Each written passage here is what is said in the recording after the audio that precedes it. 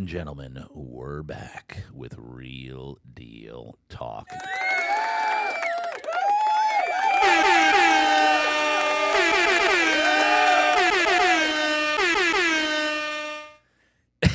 And today we have a very, very special guest in the house. This woman, this God-fearing, amazing woman I met at Awaken Church at a Pathfinder event. The Holy Spirit told me, she's up. I said, what do you mean? I didn't even know who she was. I literally had seen her. I recognized her. We've never met. I walked up to her. We were talking. All of a sudden, she started telling me her story. And I was like, okay, all right, I see why now. I'm going to bring you on my podcast. She's like, really? So, ladies and gentlemen, this woman, she's a successful entrepreneur, mom of 2 beautiful daughters, and an amazing wife to her husband, Ricky McCabe. Ricky McCabe. Ricky, shout out my brother. So, ladies and gentlemen, welcome to the show, Lisa McCabe. Welcome. Thank you. Thank you so much for having me. It's an honor. Yes. So thankful for you coming in. It's an honor, a pleasure. I can't wait to dig into your story. It's going to be fun. So, ladies and gentlemen, she owns a dance studio called Lovely Leaps. Mm-hmm. She's got a location in Escondido and one in Scripps Ranch. Mm-hmm. Correct. Okay, so we're going to dig into that, and because I can't wait to hear what you've gone through, the journey that you've been on as a fellow entrepreneur. I know it's probably a beautiful story, right? Yeah. One of trials and tribulations, and actually, no, that's right. No, it was all... It was simple. Yeah, it's very, very Very simple.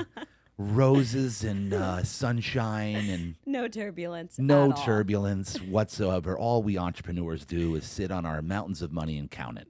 That's Exactly. all. That's all we do. That's it.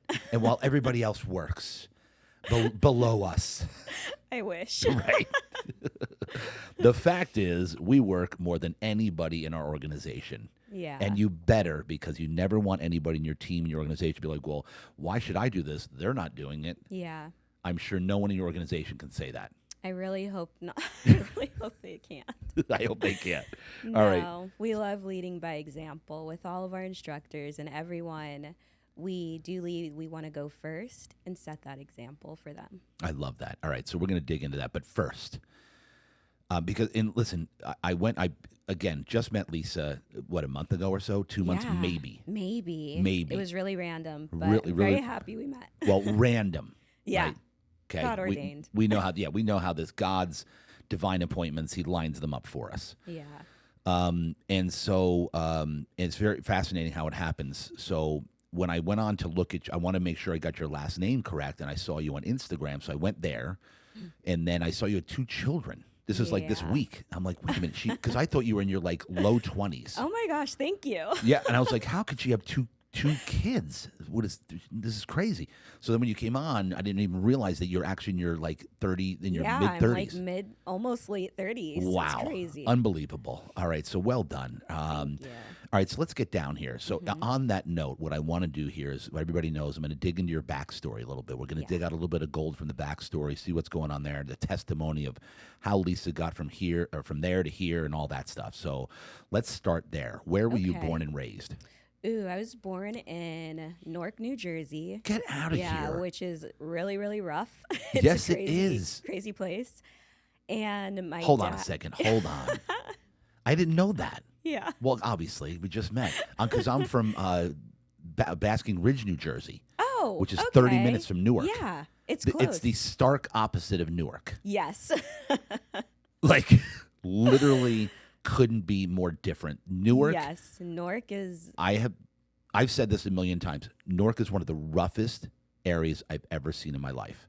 It's a little crazy. Crazy. And I've Yeah. never met anybody born in Newark, New Jersey. Tell It's me me. about this. Granted, I don't remember any of Okay. it because it was so rough. Yeah. My dad and mom, they said we do not want to raise children here. They moved to California, so I was raised in Orange County. What age were you? Did they get you out of there? Oh, infancy. I was. Wow. I grew up, not to brag, but slightly with a silver spoon in Oh, my yeah, mouth. yeah. We lived in Laguna Hills, which that's is a nice. beautiful area. We went to Disneyland every week because, Orange County kid. Of course, yeah, right there. And Dance classes. That was basically my life, and then church. Obviously, I was raised Christian, Oh, nice. and it's a really beautiful life my parents provided for us. All right, so And get I'm one back. of 8, Let's so, get back to Newark. Yeah. Okay. What, you're one of 8? I'm one of 8. All right, hold on. I need to get back to Newark. Okay. Okay, born in. How did your parents? How long were they there?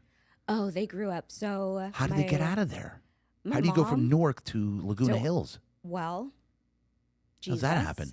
Okay. Obviously, my dad grew up in New York. My mom was Jersey girl, and so that's how I was born in Newark, New Jersey. And my dad, he worked really hard. He got a job, I believe, interning at an engineering firm, and then that firm moved him to California, and that was that. So he's an aerospace engineer, No kidding. which is how I got into engineering before became a business owner.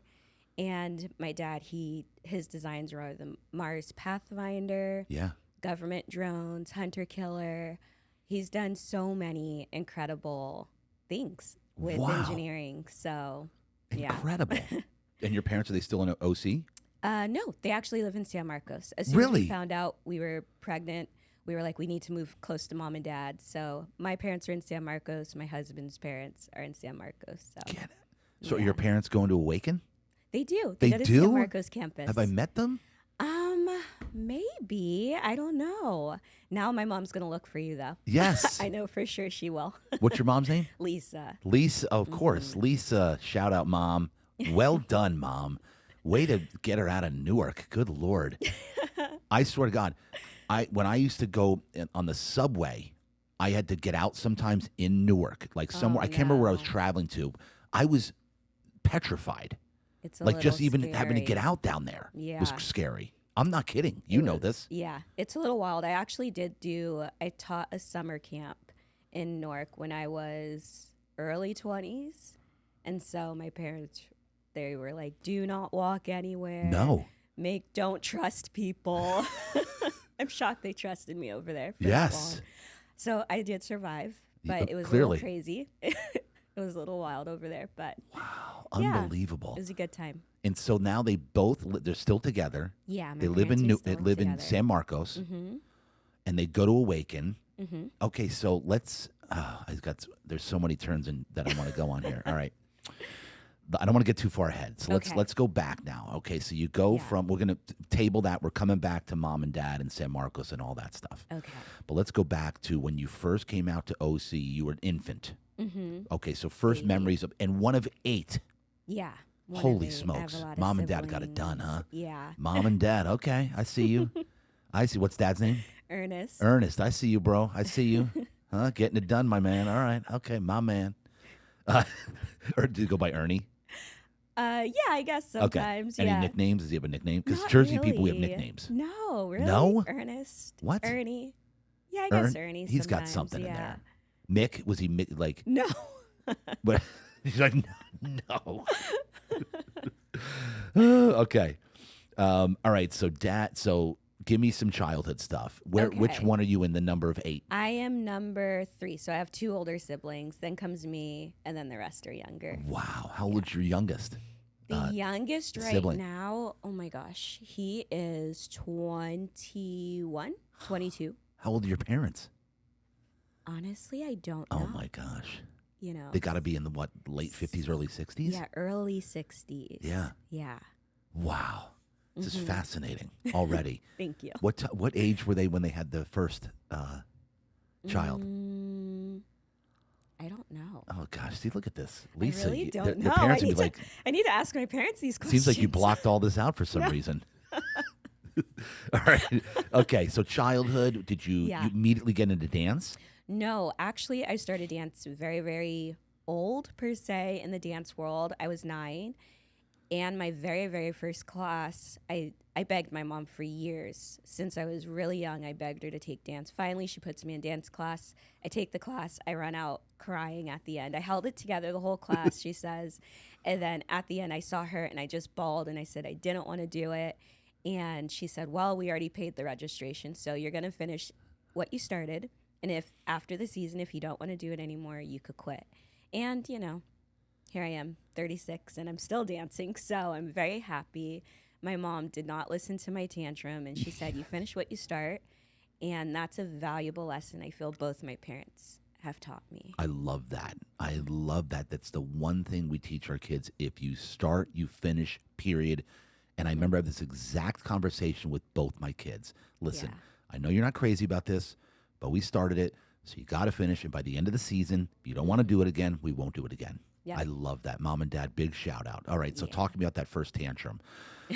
Did you then go into the next class? Were you better? Like how long, do you remember how long it took you to get to like it? It took, honestly, within the month, I was in love with it. Really? Granted, my instructor was amazing. I believe his name was Brad. And he really took time with me. He really fostered the love of dance within a classroom setting. And just because I didn't know the movement, he didn't just look over me. He would slow down, show me exactly what to do, and then move on. And that's all I needed was someone to just slow down a little bit, show me what to do. And obviously, I'm just a self-starter. And so I would watch all the other girls, and I'm like, okay, let me try to do this. Let me practice at home. Let me stretch at home. That way, all of my work shows up in class. I love it. And so when did you, because I know how it goes, you start adding classes. Yeah. Like how fast were you adding classes? Like, okay, let's do lyrical, let's do contemporary, let's do tap. Shockingly, it wasn't until high school. Really? I loved ballet. You loved ballet? I love ballet. That was my foundation. That was my first class. That was my everything. And I stuck with ballet up until high school when I wanted to join the dance team. And that's when I realized, oh, okay, there's more to dance than just ballet. So let me figure this out. And it took, I don't know, 3 years to really get the grasp of getting outside the box of ballet and being able to move like a jazz dancer, a hip hop, or, I mean, I cried my first hip hop class. So maybe I'm a crier. my first class, I cried. That's your first instinct is just, let me just cry. Let me just cry, get it out. And yeah, so. All right, so just ballet. Just so ballet. When you went to the dance school, because I know how it is. Because my daughter is a competitive dancer. Yes. That's right. I'm going to say that public because some people don't know that. And she's a beautiful dancer. Oh, thank you. Yeah. Thank you. And that's kind of how we indirectly know each other. Exactly. Indirectly. Because your sister has danced with her. Exactly. And I met her and your wife at a competition with my sister. And that was like the first indirect meeting. Correct. Yep. Yeah. So I know how it goes where they have all these classes. So did you specifically tell mom or whoever, did you try each one and figure, no, I really like ballet? Or did you just do ballet and not even bother trying anything else? How did that go in the beginning? Do you remember? I really don't remember. I believe I might have tried one or two. I tried tap here and there, but the conflict was every time there was a jazz class, there was a ballet class I would rather take. Right. And so I would rather take that one. Or if there was a tap class, there was another ballet class I would rather take, whether the class was just bar or just center or just ballet technique. I found more excitement in that versus jazz. I think I loved ballet the most because how you get better solely depends on yourself. Right. Yes, I mean, there's amazing instructors out there, but if you don't take the correction and apply it and work on it, you won't get better. And I loved having that control. I love that. So then so you get into high school, right? Oh, which high school was it? RB High. RB High. Yeah. Wow. Here's what I didn't realize is a lot of these high schools have dance teams. Yeah. It's a thing. It's a thing. It's actually, I feel it's bigger now. Yeah. Yeah. Because Jacqueline just got accepted to Mount Carmel. They have a good dance program. And she got, she made the dance team. Yeah. It's a big thing. I didn't know it was a thing. Yeah. This is great. Because Jacqueline loves dance. And so the fact that you're able to do this in high school, because back east we didn't have dance teams. No? No. Wow. Not to my knowledge anyway. No, we did not. No. But yes, that's a new thing for me, seeing this. So Ranch Bernardo's. All right. So Mm-hmm. tell me that. So when you got, because in order to make that team, you have to do other disciplines, especially You hip really hop. do. Yeah, you have to have hip hop, you have to have jazz, you have to have dance style, find your voice in dance. And I looked at the team and I realized that no, there was never an African American person to Yeah. join the team. And I was like, I want to be the first. And so it actually did take a good 3 years for me to join the team. The first 2 years I was on junior dance team.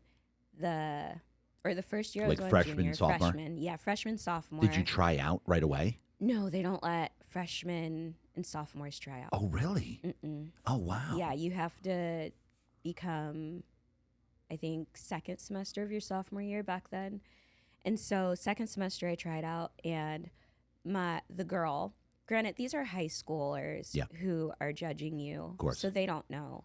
But the girl literally said to me, you need to go to parties, sleep around a little bit, and I think that's going to give you the dance style we need. So it's not this season, but maybe next season. And I took that and I said, in my head, I was like, well, no, I'm not going to do that. I'm going to, keep my values, and I'm going to make the dance team. And that's when I told my mom, I was like, okay, I need to take other styles of dance. I'm not going to go the party route and figure it out. That didn't seem right to me. And my mom was like, okay. And so she found other studios that taught other styles of dance. And I took those. I worked really hard.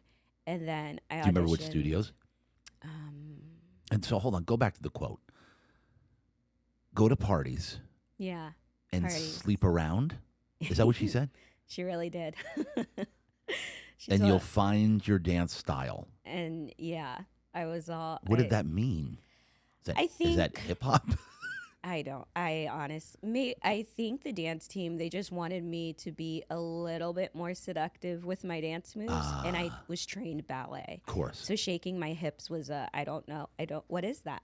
Yeah, What right. is that? It's first position. Where's that? So, yeah, that's what she told me. And I just was like, no, I'm not going to do that. And Did you get to be friends with anybody that was on the team, trying out for the team? Give me no. where you were as far as fitting in. Did you have a lot of friends? How was your social life freshman, sophomore year? My social life, I kept a very small group. It was maybe 3 or 4 friends. That's it. That's it. That's Which all. is solid. Yeah, solid. That's and good. I'm actually still friends with them now Aw. today. And one of them actually goes to Bayho campus. Oh, with that's me. nice. So I picked well. I picked Yeah. my friends well. And so it was, 3, 4 of us. And we all loved to dance. We all were Christian. And we were known as, like, those are the goody two-shoes girls. Or Yes. those are the, don't invite them to parties. They're not going to go. So, yeah, that was basically my social life. So the girls on the dance team, if the captain's advice was you need to party and sleep around, that was roughly the vibe of the team. I'm not saying everyone on the, varsity team was like that, but that was the vibe. So did I fit in with them? Not really. But did I want to be there? Yes. Yes. And so...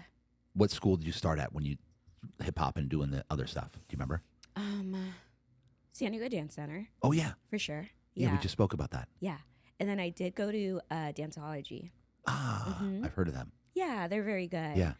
And so I went to those 2 studios, and I learned how to move without Did it take right away? Like, what did hip hop like? Oh, okay, I'm actually pretty good at this. No, hip hop actually never grasped Oh, with really? me. Unfortunately, I can teach a 3-year-old to hip hop, Yeah. but that's where my hip hop style stops. Yes. I've noticed Yeah. that in these schools that hip hop isn't as strong. It's really not, but I think because it's granted, we live in North County, so hip hop in general is not very strong up there.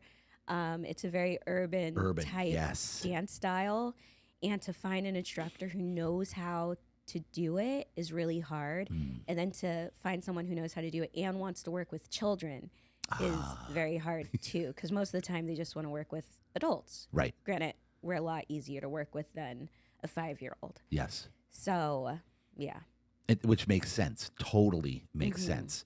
Okay, so so give me your journey, and I still want to get into the the one of 8. All right, but we're going to continue with I want to hear the dance, I'm going further back to childhood again. There's something there. Something's there that we need to dig out. Okay.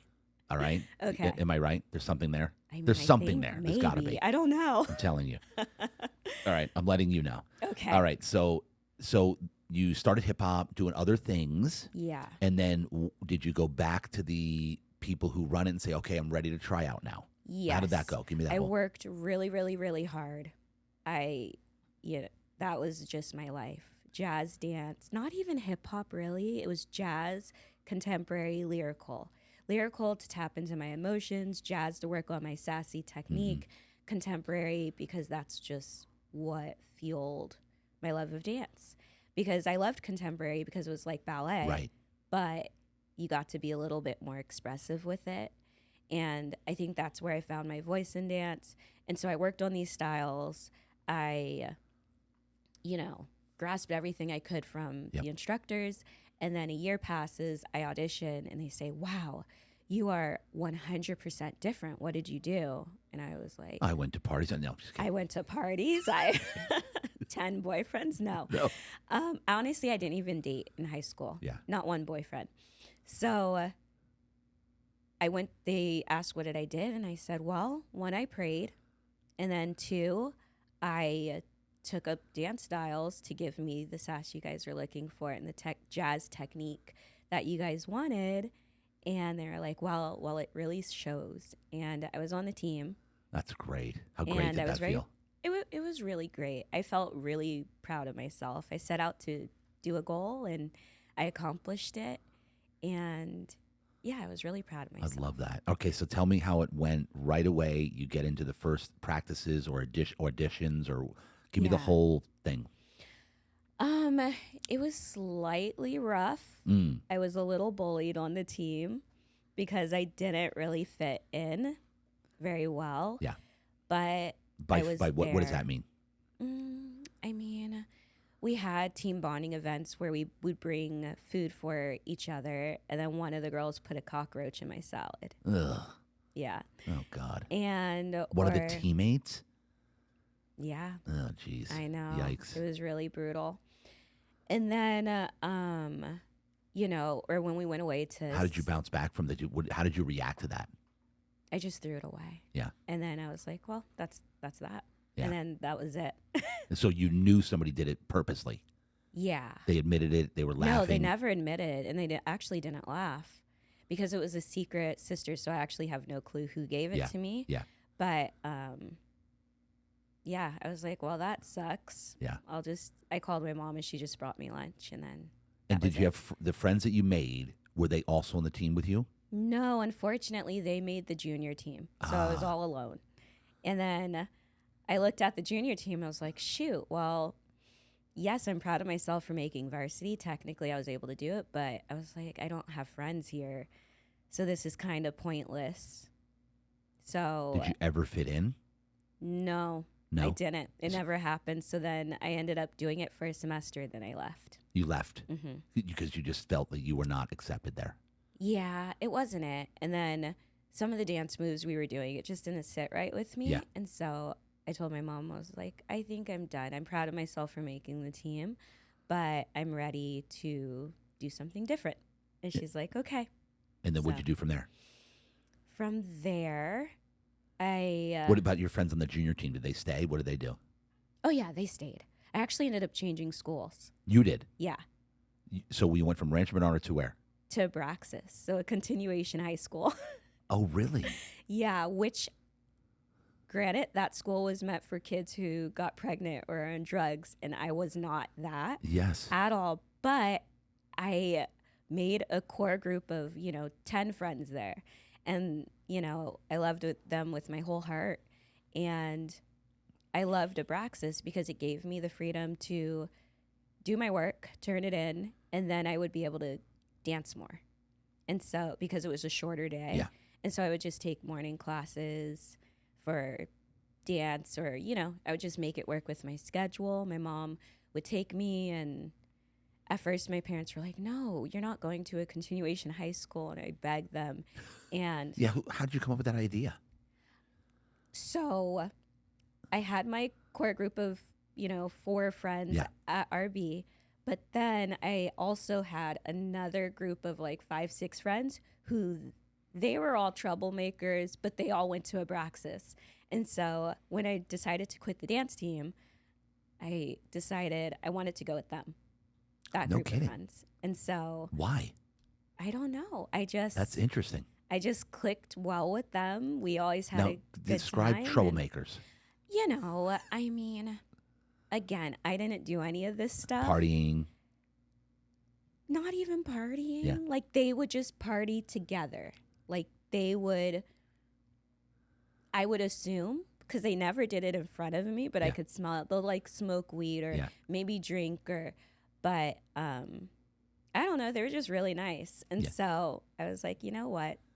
I like them. They're very chill. Might have been the weed. I don't know. But May or may not have, for the record. But I like them, and my mom never really, I don't think she understood why I hung out with them, but she's like, you know what? You're in dance classes outside of school, you go to dance. So I know you're not doing anything crazy. And if you want to go to Abraxas, at least get, solid A's and B's, and then, See, these questions are for you, Mom. So we're getting to the bottom of why she chose to follow the troublemakers. So, Mom, these questions are for you. Because you said she never understood why. Yeah.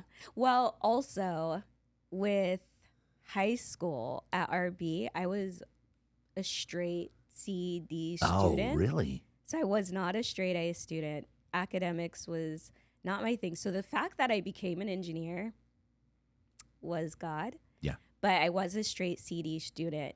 And I was like, I told my parents, well, I don't think I'm going to pass with these grades if I don't change it up. And so. That was at Rancho Bernardo. Yeah, that was at RB. Do you think that was affected by just not being accepted, not feeling like you belonged? For sure. I think my motivation there just was not it. I had friends, but, dance was my everything, and I didn't feel connected to that. And so I kind of just gave up. Got it. It makes sense, though. Yeah. So then you go to Abraxas, what's it called? Abraxas High School. Okay. Yeah, in Poway, actually. In Poway? Yeah, it's in Poway. And so when you brought this idea up to your mom and dad, they were like, what are you thinking? Like, how long did it take them to get on board with this? Like, what did you have to do to sell them on this? Number one, I'm following troublemakers. I'm going to a school that's for pregnant, whatever, people. I don't know what you said, but they must have been like, what are you thinking? Drugs, yeah. All the things. I just begged and pleaded, and I gave it. And my mom, she is a strong, she prays all the time. Oh, I love that. So her and my dad, I'm pretty sure they prayed about it, and they had a peace because, I begged for months, and they were all no. And then one day I asked again. Well, I have to fill out the application and all the things. And then she was like, okay, you could go.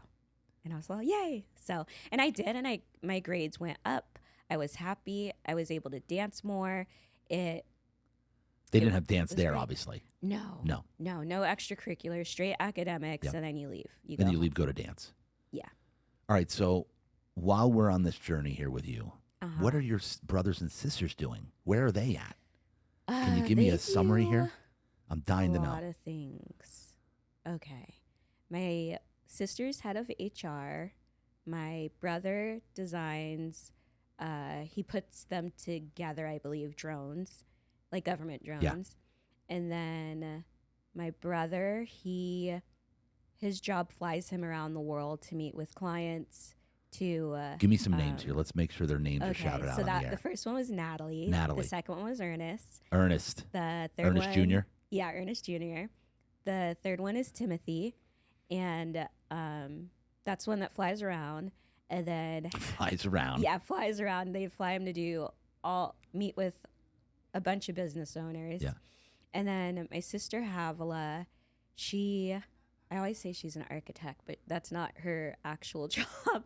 She designs the insides of buildings. So it's not a interior designer. She's not that, but she designs the layout of the buildings. Okay. And then my brother Jeremiah is a engineer. And then my sister Mariah, she works with me, so she's creative director over our company. And then my brother Elisha, he's enlisted into the military into the Air Force. Yeah. Sorry, so he's about to enter the Air Nice. Force. Yeah. And then Mariah is your creative director, you said. Yes. How old's Mariah? She is 25. This is a lot to remember for you. It is there's a lot. so many, seven siblings. It's a lot of people. Both parents together. That's kind of Yeah, rare. That Not is for everybody yeah. these days. It really is. I coach football, and at least half of every team that I put together, they're separated. They're not in the same. It's very interesting. It's really sad. It is actually. Okay, so let's go back to child. We're going to come back to your career, how you got into engineering. We're going to go. Yeah. We're going to go back to that. Okay. But I need to go back to further into the childhood. Yeah. Give me the childhood. Give me besides the one with the high school, with the thing and whatever, is there any Before other high moment school. or that you can remember that was a turning point or something where you a turning point in your life, something happened with brothers, sisters, something? A turning point. Or or a monumental moment that you can remember as a kid, like something you can remember, a memory. Nothing really monumental. We were homeschooled. So up until high school. So I'm a homeschool kid. All the way up to high school. Yes. Okay, Even talk about. some of high school, I went in and out of RB. Then I would homeschool. Then I'd go back. So I was kind of all over the place. But we did homeschool, which I loved it so much. My mom's the best teacher. And then because there's so many of us, that the older siblings help teach the younger siblings. So technically, I jokingly tell my sister who works with me, I'm like, I helped you read. I taught you how to read. I potty trained you. All the good stuff. Yes. So homeschooling was a great part of my life. And I homeschool my 2 daughters.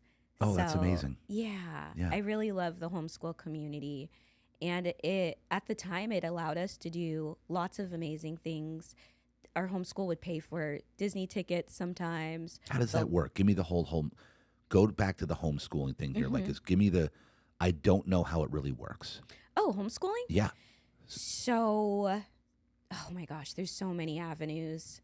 What worked for us? It's crazy to me, thinking, especially for you with 8 kids in the house. Yeah. Homeschooling, you make it work for your family. And so my mom, she would, every day have everyone's curriculum. So she would order curriculum for each age group or each grade. Where do you order it from? I don't know, honestly. Where do you order yours? Well, your kids are so young. Yeah, so Heart Academy. So we go to Heart Academy. It's a co-op. It's a homeschool co-op, and they tell us where to order everything. Gotcha, okay. And so they send us the links and say, do this. So I'm more of a structured homeschool mom, where I have a school telling me what to do. Gotcha, or a okay. co-op telling me what to do. My mom was more of a freestyle homeschool mom. Granted, that was a couple years ago before everything we have now. Right. And so she prayed about it, found great Christian curriculum. So we would have Bible study, math, English, all the things. And then when we're done, she would be able to take me to dance class, take us to the park, go to Disney, whatever. And that was great. I loved it. That's incredible. How did your parents do it? Like with 8 kids? I don't know. Were they strict? Were there rules? Yeah. Did you get in trouble? Yeah. They were How was very their strict. discipline? Tell me about the discipline that went on.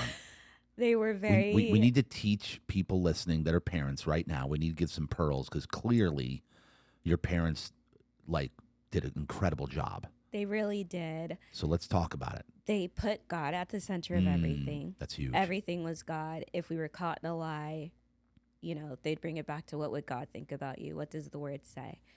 If they had, bedtime rules, they kind of let us do whatever. We didn't have a bedtime. but no partying. What do you mean you didn't have a bedtime? What does that mean? We go to sleep whenever you want. whenever we want. Wow. What if it was 10, 11 o'clock at night? Sometimes we'd watch the sunrise. Are you serious? Yeah. So, But you had to be up by what time? That was probably the rule. No, No? it was really just a free for all with the sleep.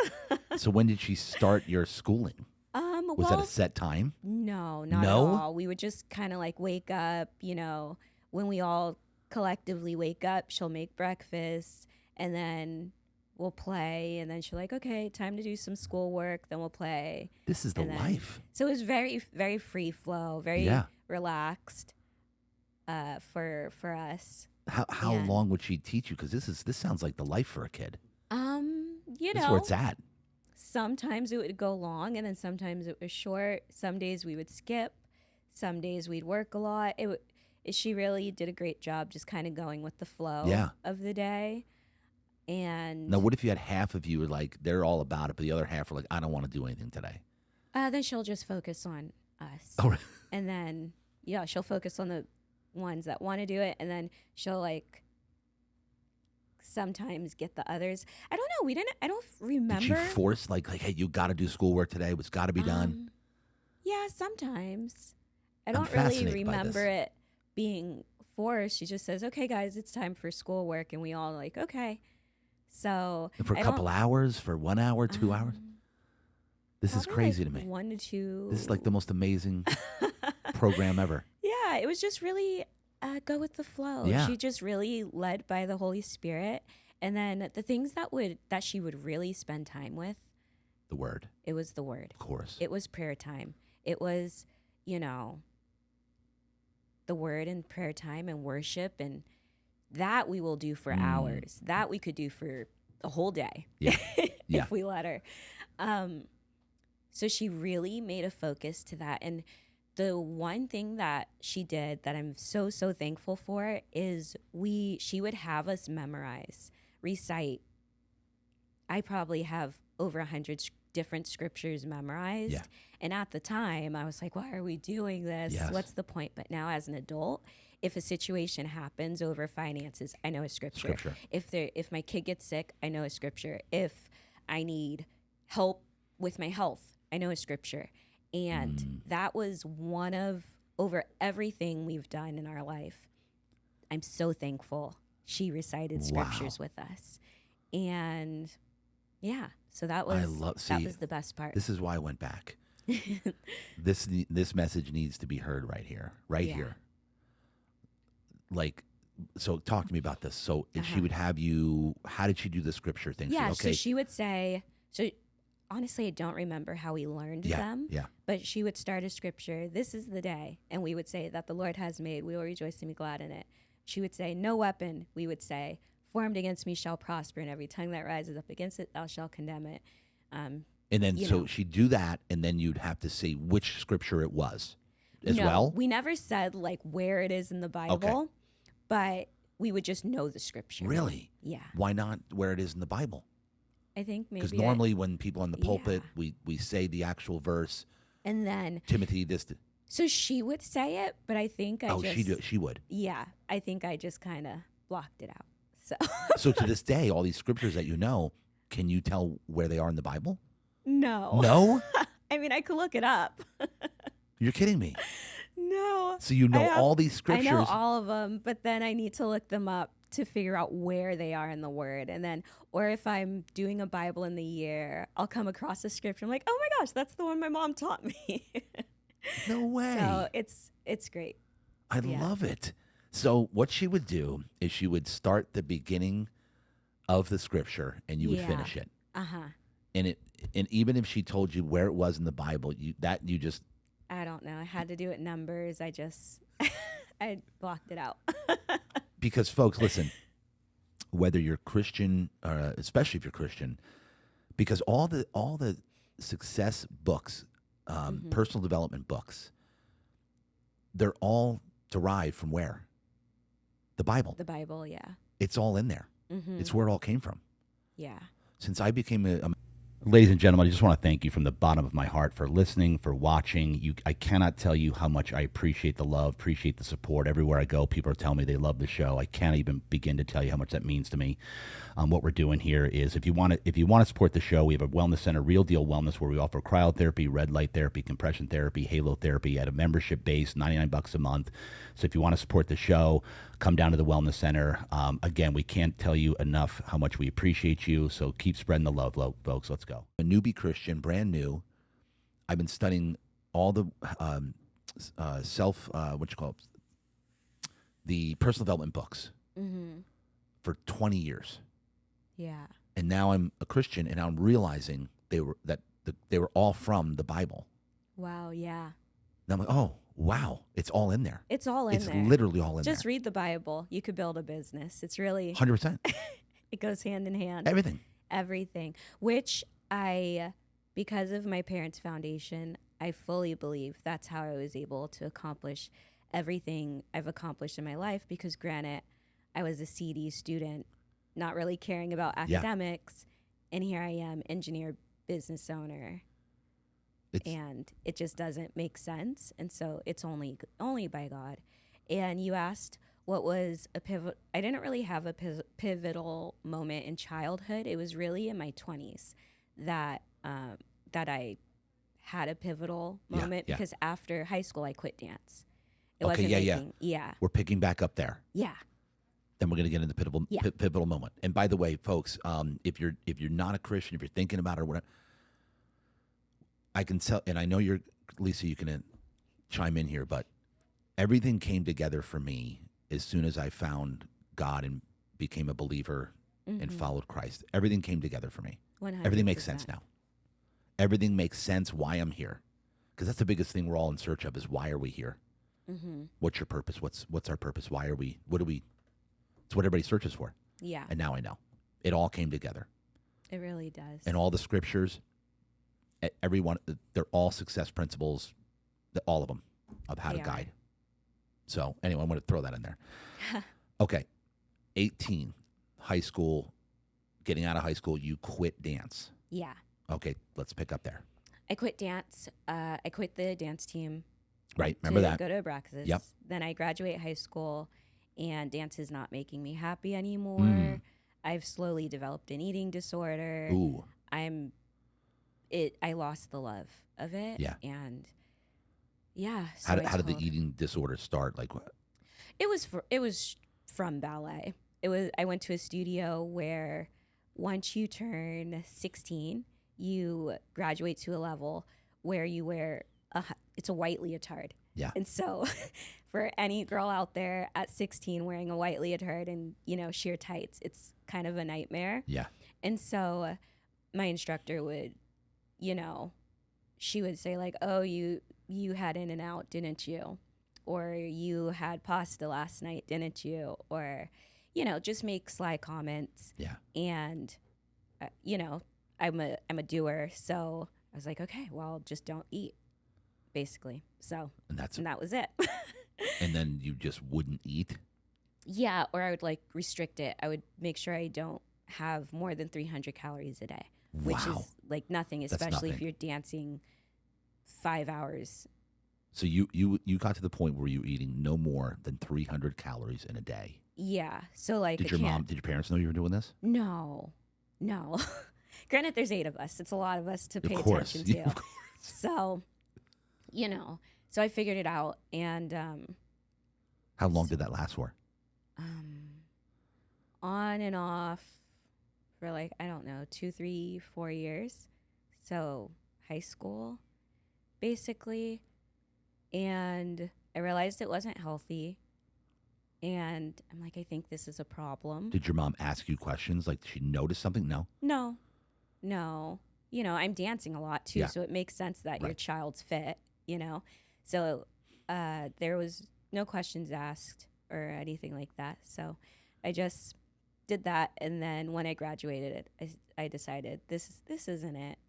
I should weigh more, slightly more than 100 pounds. So I decided to quit and put it on the back burner, and kind of,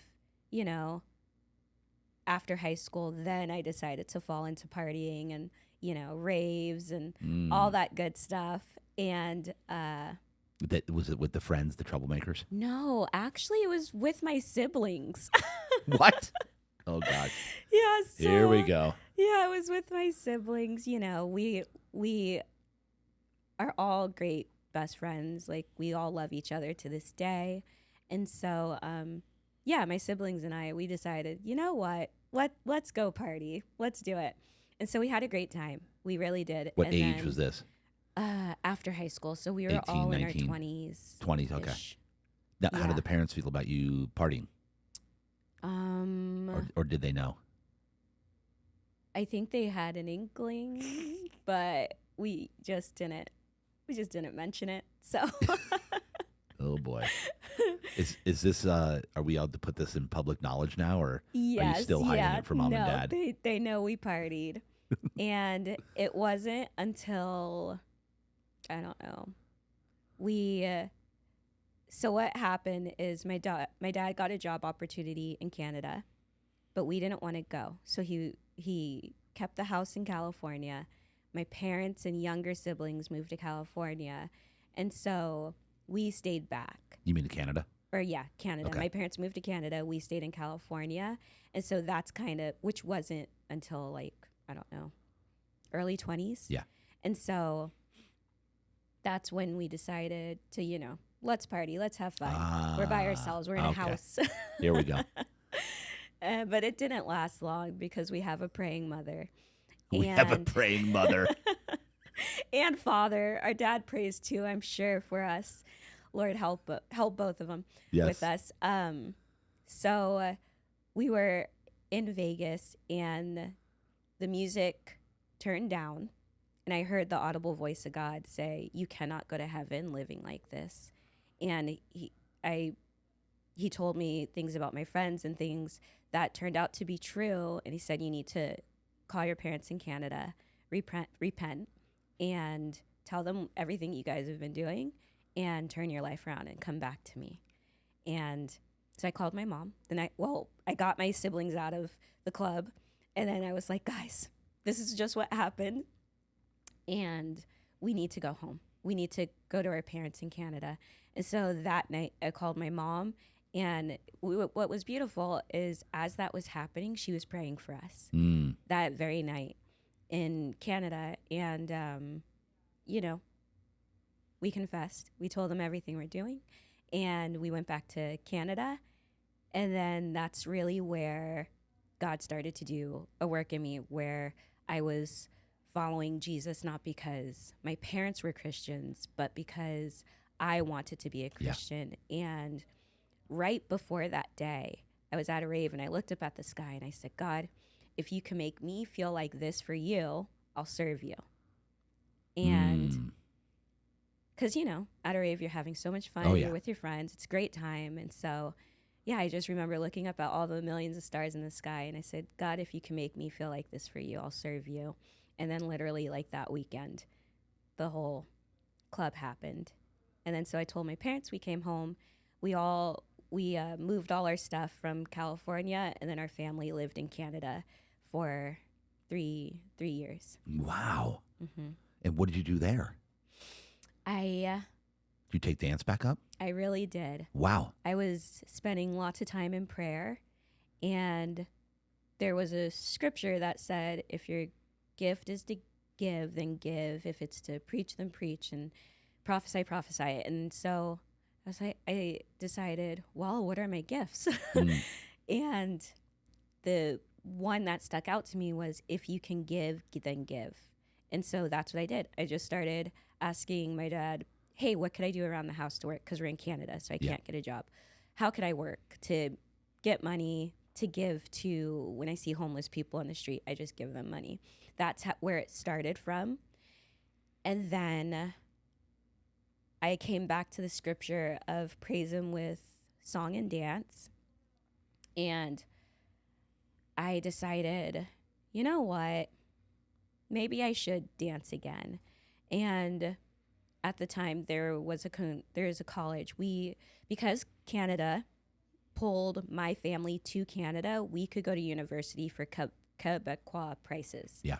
Which is basically the cost of community college, but the college actually costs like $60,000 to $80,000 a year. Wow. So we only paid like $1,000 Wow. versus Crazy. 60. Yeah. So I told my dad, I was like, yes, let's try to go to college. Let's look at this college thing. And they had dance auditions coming up. And so I fasted and prayed. Jesus, let me get into this college if this is How your long will. did you fast for?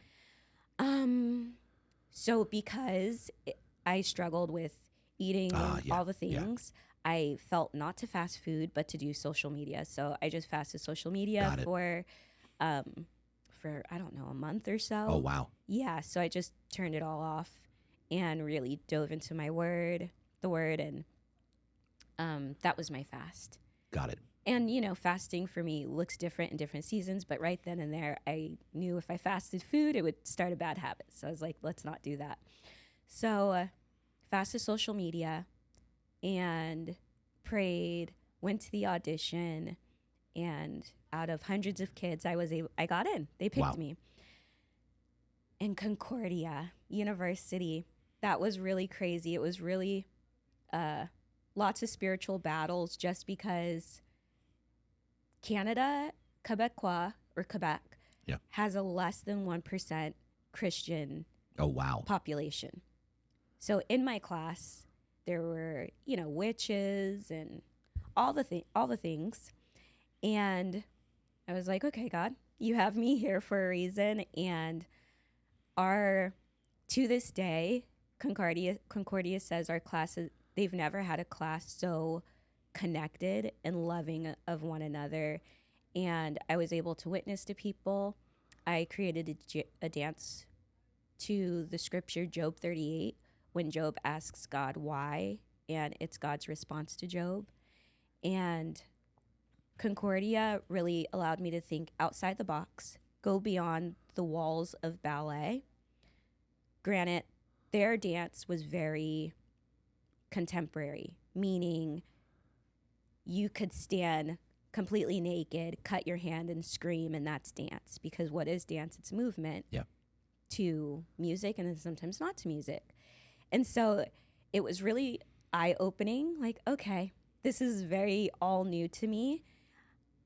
But I'm so thankful I was anchored in God, so I didn't get lost in all the creativeness of it. Wow. And because of Concordia, I fully believe that's how I was able to start a company that was so fun for children, because it opened up my mind to new ways of movement, new creative ideas, new ways to teach ballet that brings life and not condemnation, and beauty and not eating disorders.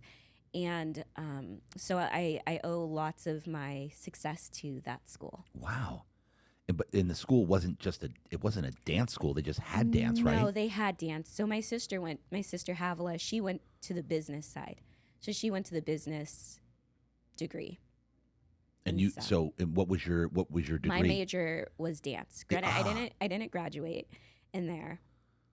I took classes for 2 years, and then we moved back to California.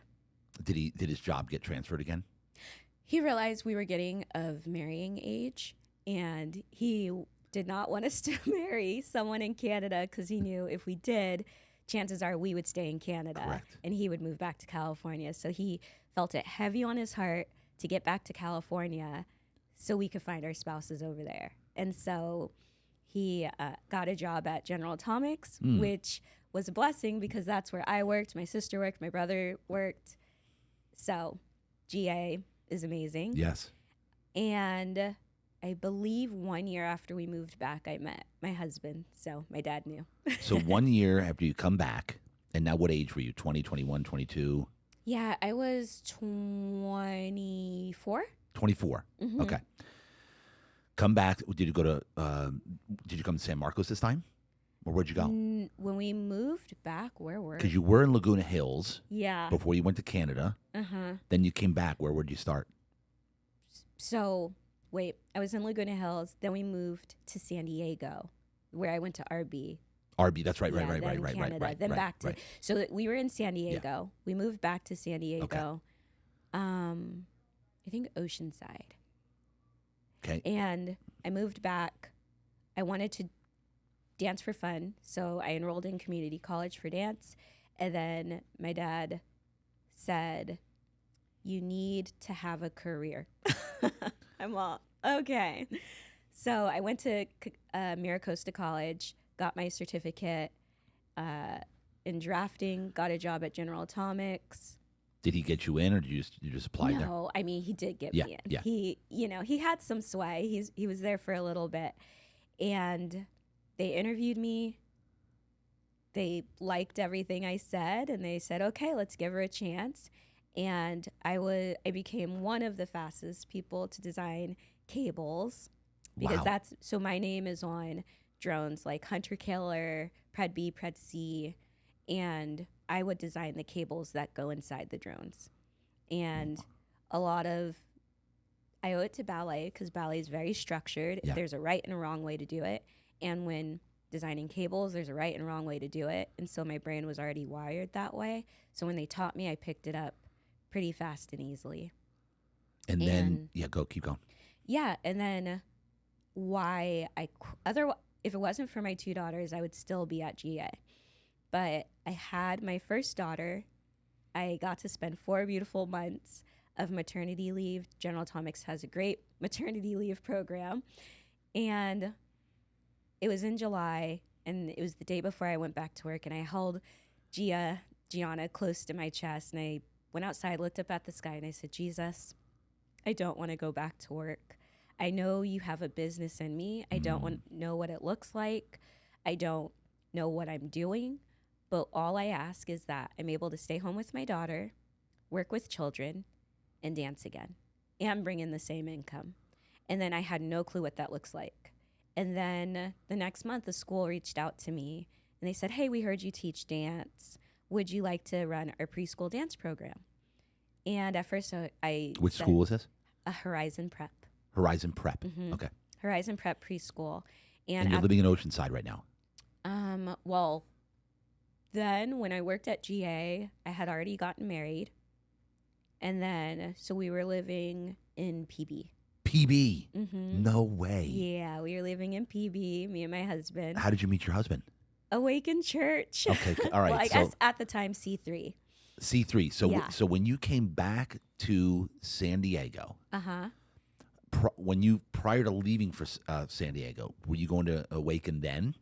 No. So when you came back, When I came back, you found C3. yeah, my parents were church hopping a little bit, trying to find a good fit for our family. Yep. And then they said, "You know what? We heard of this great church. Let's go check it out." So we went to Bressie campus, and Pastor Jurgen was preaching. And then after service, she's now a pastor, Lauren Tuggle. She came up to me and she invited me to party in the desert at the time. And I didn't know what it was, but I was like, "Sure, I'll go. I'm just trying to make some Christian friends."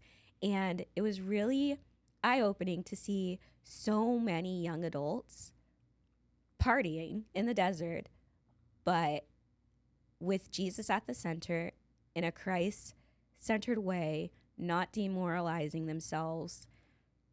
We were just having fun pool parties, worship. I didn't know people could be a Christian and have fun at the same time. Yes. And so I was like, "What is this? I want more of it." And, granted, I came from, I was doing raves and stuff, stopped all of it cold turkey when, finding Jesus. And then to come back to church to see that, oh my gosh, they have amazing production. They're doing everything with the excellence of the world, but for God. I was like, I like this. I could get behind this. And so I stayed. And then, my family got planted, and I started going to service every week, sometimes with my family, sometimes without. And your parents locked in with C3 at that time too, or? No, I think they went to checked out other churches, Okay. but I was like, I'm here. This is where I'm staying. And Husband was in too? No. So no, that's right. You hadn't met him yet. I haven't met him. I didn't meet him yet. And so I ended up going to Balboa, even though I lived in Oceanside. I would go to Balboa because, one, that's where all the young adults were. Yeah. And then two, eventually that's where all of that's where the dance team met and everything. And when I joined C3, again, I did dance at Miracosta. And again, the dance world hurt me. And I sat in my car and I said, God, if I'm meant to dance, you have to bring it back to me. I'm not going to seek it out. I don't know why you put this desire in my heart to dance, and it keeps damaging me, but I'm going to lay it down. And if I'm meant to do it, you'll bring it back to me. And so I quit dance at Miracosta. It wasn't healthy. And then I just kind of lived my life. And when I was at Balboa, somehow they found out I danced. And they said, hey, we need a choreographer for our show Twisted. And again, I said, no, I don't want to dance. I'm done. And then they approached me again, please, could you choreograph? And I said, no. And they asked again. And I said, fine, I'll choreograph for Twisted. But I'm not going to go on stage. I don't want to dance on stage. I'll choreograph all the things, but I don't want to dance.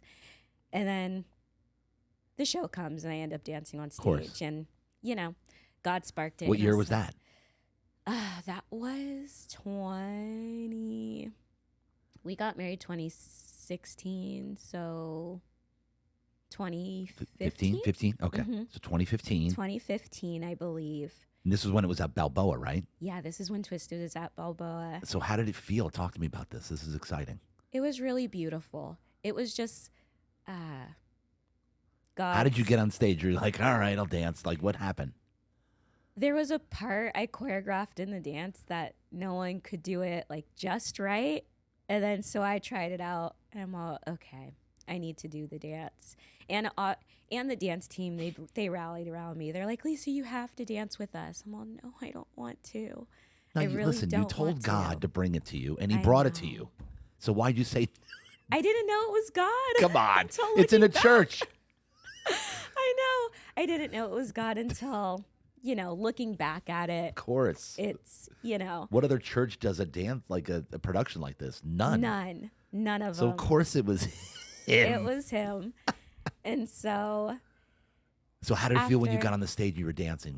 It felt like the best thing ever. It was just. It's a crowd going. I felt like I could breathe again, and I was dancing and having fun. And that's the point of dance. Wow. It's to have fun. Give you life. Like that's your artistic. It's your expression. Yeah, that's your artistic expression. And so to dance again on stage and to do it for the glory of God and people got saved. Yes. It was just amazing. Yeah.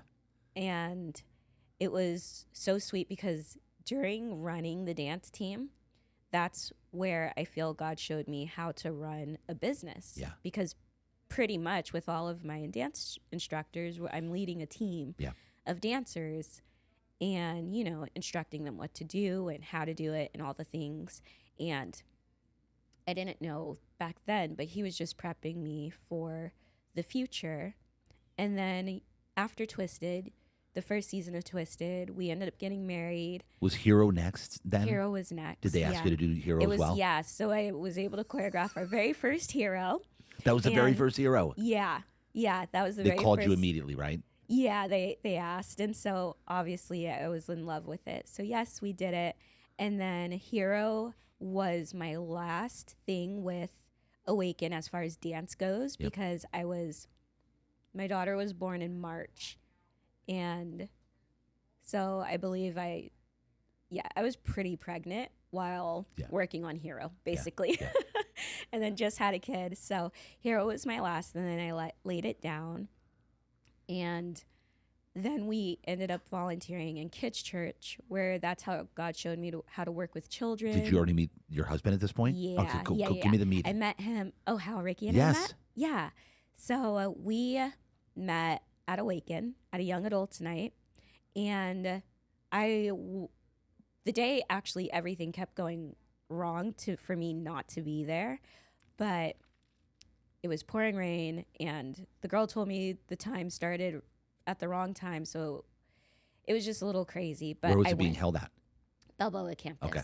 Yeah, so I went to The young adults night. Was it like a singles night? Is that what young adults? No. It was just all young adults. Okay. So all people in their 20s ish. Yeah. They would say it's 20-ish because some were 30, but 20-ish. And so I was in the lobby. All of my friends bailed on me, so I was there alone. And then I found my friend Sharice White, and she was talking to me. And then I guess she had met Ricky the day before. And so Ricky saw me and Sharice talking. He walked up and he kind of like just stood there for a bit. And then she's like, Ricky, this is Lisa. Lisa, meet Ricky. I have to go for sound check, but you guys hang out. And we're like, okay. And then so we started talking. He found out I danced. I found out he was a business major who minored in theater. So then we connected over dance and theater. And then I asked him, I was like, do you go to Connect Group? He's all, yeah. I'm all, which one? And at the time it was Jay Graves. And I went to Jay Graves Connect Group, but we always would miss each other. And so I was like, well, if you're going to Connect, could you give me a ride? And I'll go with you. And he said, sure. And so mind you, though. Did you not have a car? No, I didn't have a car. And so, well, like I did, but we all, like my siblings and I, we shared the car. Okay, gotcha. So I didn't have it for Connect Group. Yeah. And so he lived in PB. I lived in Oceanside, and the Connect Group was in San Marcos. And so he would have to drive from PB all the way up to San Marcos to Oceanside to get me back to San Marcos to go to the Connect Group, and then drop me off in Oceanside and then go back to PB. But he said, yeah, it's on the way. It's on the way.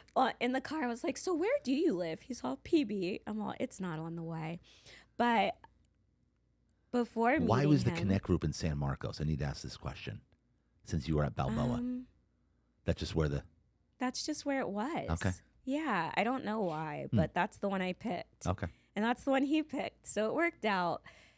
And before meeting him, I prayed for a specific person. I said, I want them to be intentional. So if they're asking me out on a date, it's not, hey, can we hang out? Because then I'm not sure, is this a date or are we hanging out? I asked God, can he be intentional? And that was like the main prayer, intentionality. Yeah. And so we go to the Connect Group. We go our separate ways. We don't really hang out at the Connect Group, but then he drives me home. And on the way home, he says, I really don't want to be friend zoned. And so can I be honest with you? I think you're attractive and smart and beautiful. And I want to ask you out on a date. And so that was my go ahead to say, yes, let me see if I work tomorrow. If not, we could go on a date. And so we went on a date. All right, hold on. You meet on the young adults night. Mm-hmm. You say, can you give me a ride to Connect? Mm-hmm. You then exchange numbers. Yeah. Is that correct? Correct. Take me from you're going way fast too fast here. How long after that initial meeting was the first Connect meeting? The next week. The next week? Yeah. So did you talk in between that time? No. At all? None? Nothing. So did he text you? No, I had to text him. I said, Connect was coming up. I think it was like the day before. I'm all, so can you still give me a ride to Connect Group? And he's all, yeah, it's on my calendar. I'm planning on it. I said, okay. So I was like. See, I needed that detail. So in my mind, I was like, okay, guess we could be like really great friends because we connected really well. Yes. How long did you talk at the adults night? We talked for the duration of the lobby period. So a couple minutes. Couple minutes. Yeah.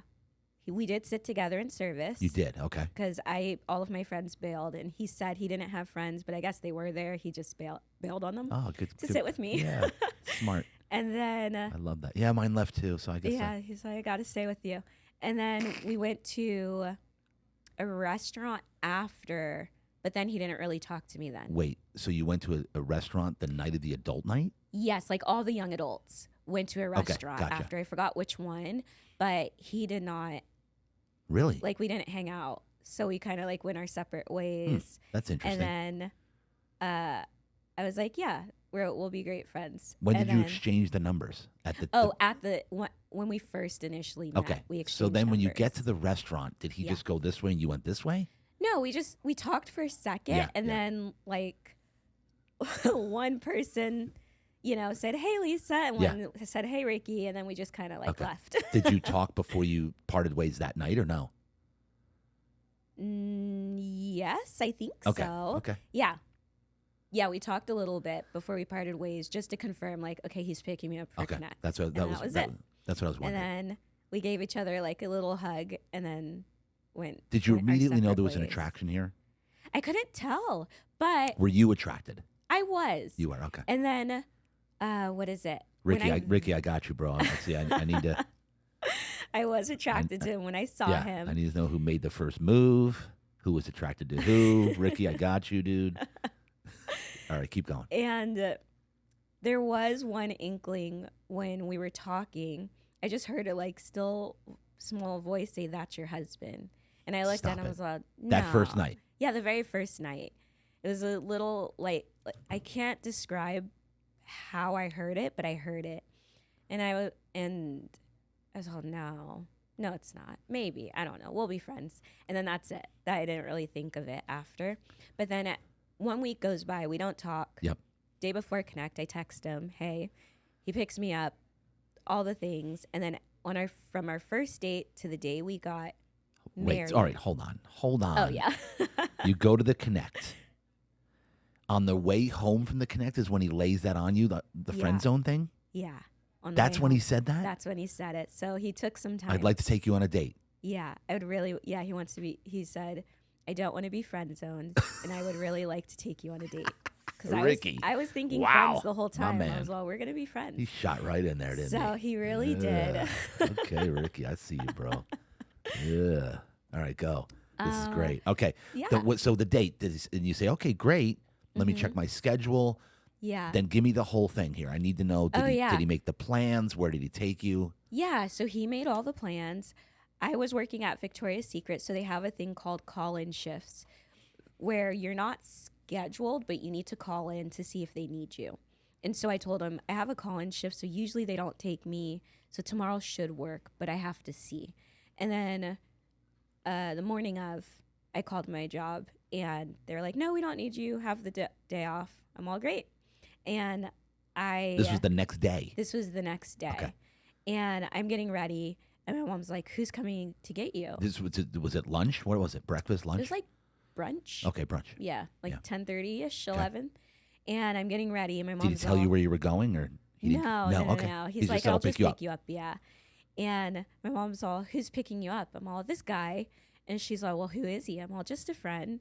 And she's like, "I don't know. There's something special." I'm all, "What? No, we're just friends. I just met him, Mom."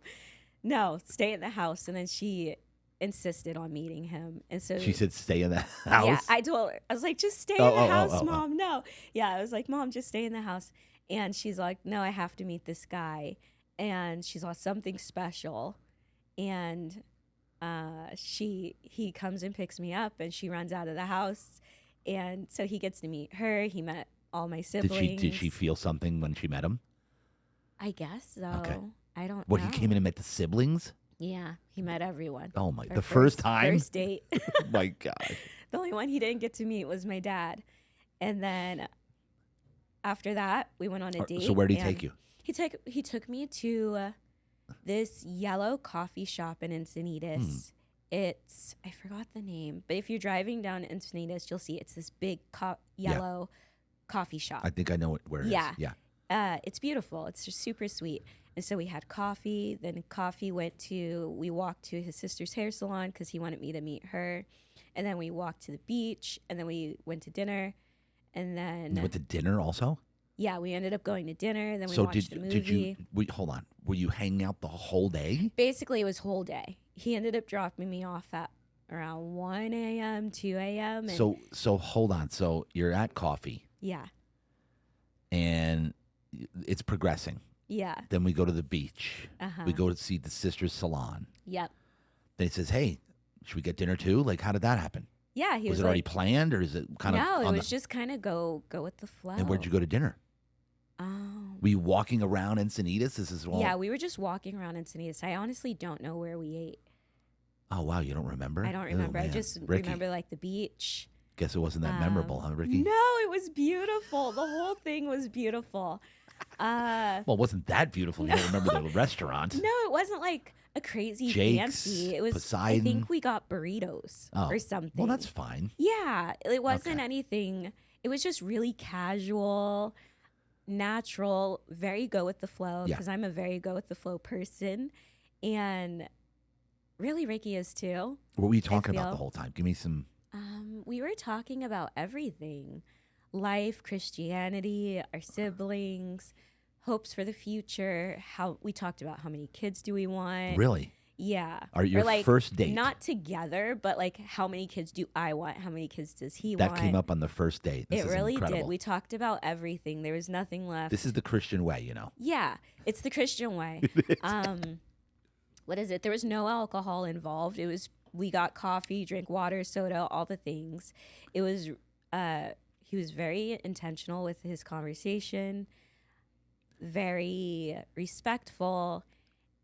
The date was very PG, and that's exactly PG. That's exactly what I wanted. So how you go to dinner? What did you do after dinner? How do you get home at 1 a.m.? What was going on between dinner and 1 a.m.? So after dinner, we decided we didn't want to split yet. And so he's like, do you want to see a movie? And I believe it was a movie with Kevin Hart and The Rock, I think. Oh, yeah. I forgot what movie it was, but it would involve those two, I believe. And so... Which movie theater did you go to? Was it Sinopolis? No. Because that's in Del Mar. Something in Oceanside, I believe. Okay, so you went to a movie. We went toward my house. So we ended up going to see a movie in Oceanside, which then the movie got out, midnight. And then he drives me home, and then we talk a few more hours. He gives me a good night kiss, and then that was it. So you talk a few more hours. Yeah, which is how I ended up at like 2 a.m. getting into my house. Wait, it was 1 a.m. Now it's 2? 2 a.m. There we go. See? Because she knows mom's going to be listening. No, but we're beyond the statute of limitations. Yeah. Anyway. Mom can't get mad at this anymore. No, we So we're at 2 a.m. now. You sure it's not 3? I'm sure. Sure it was like 1 or 2 a.m. We were outside my house. 3 max. Stop. And so... You're in front of your house talking? Yeah. Wow. Yeah. So, that's incredible. And then he asked... He gave you a kiss? Yeah, he gave me a kiss. He just leaned in? Yeah, he leaned in, gave me a kiss. And he asked if he could take me out on another date tomorrow. Or the next day. The next day. Wow. And actually, from the day we met to the day we got engaged, we saw each other every single day. Whether we were going to church together, we were going to get coffee.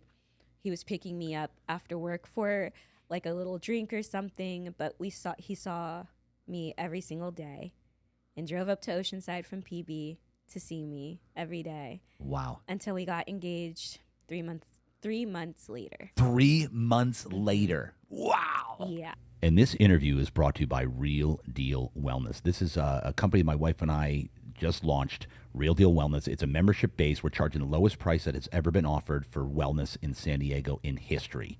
You're going to get cryotherapy, red light therapy, infrared sauna, compression therapy, and halotherapy, which is dry salt therapy.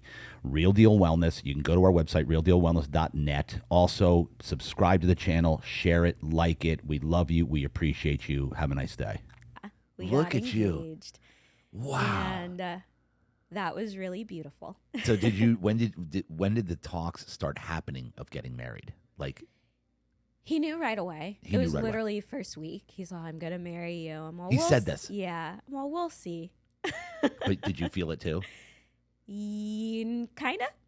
And I've told him I was on the fence up until the day he asked. Yeah.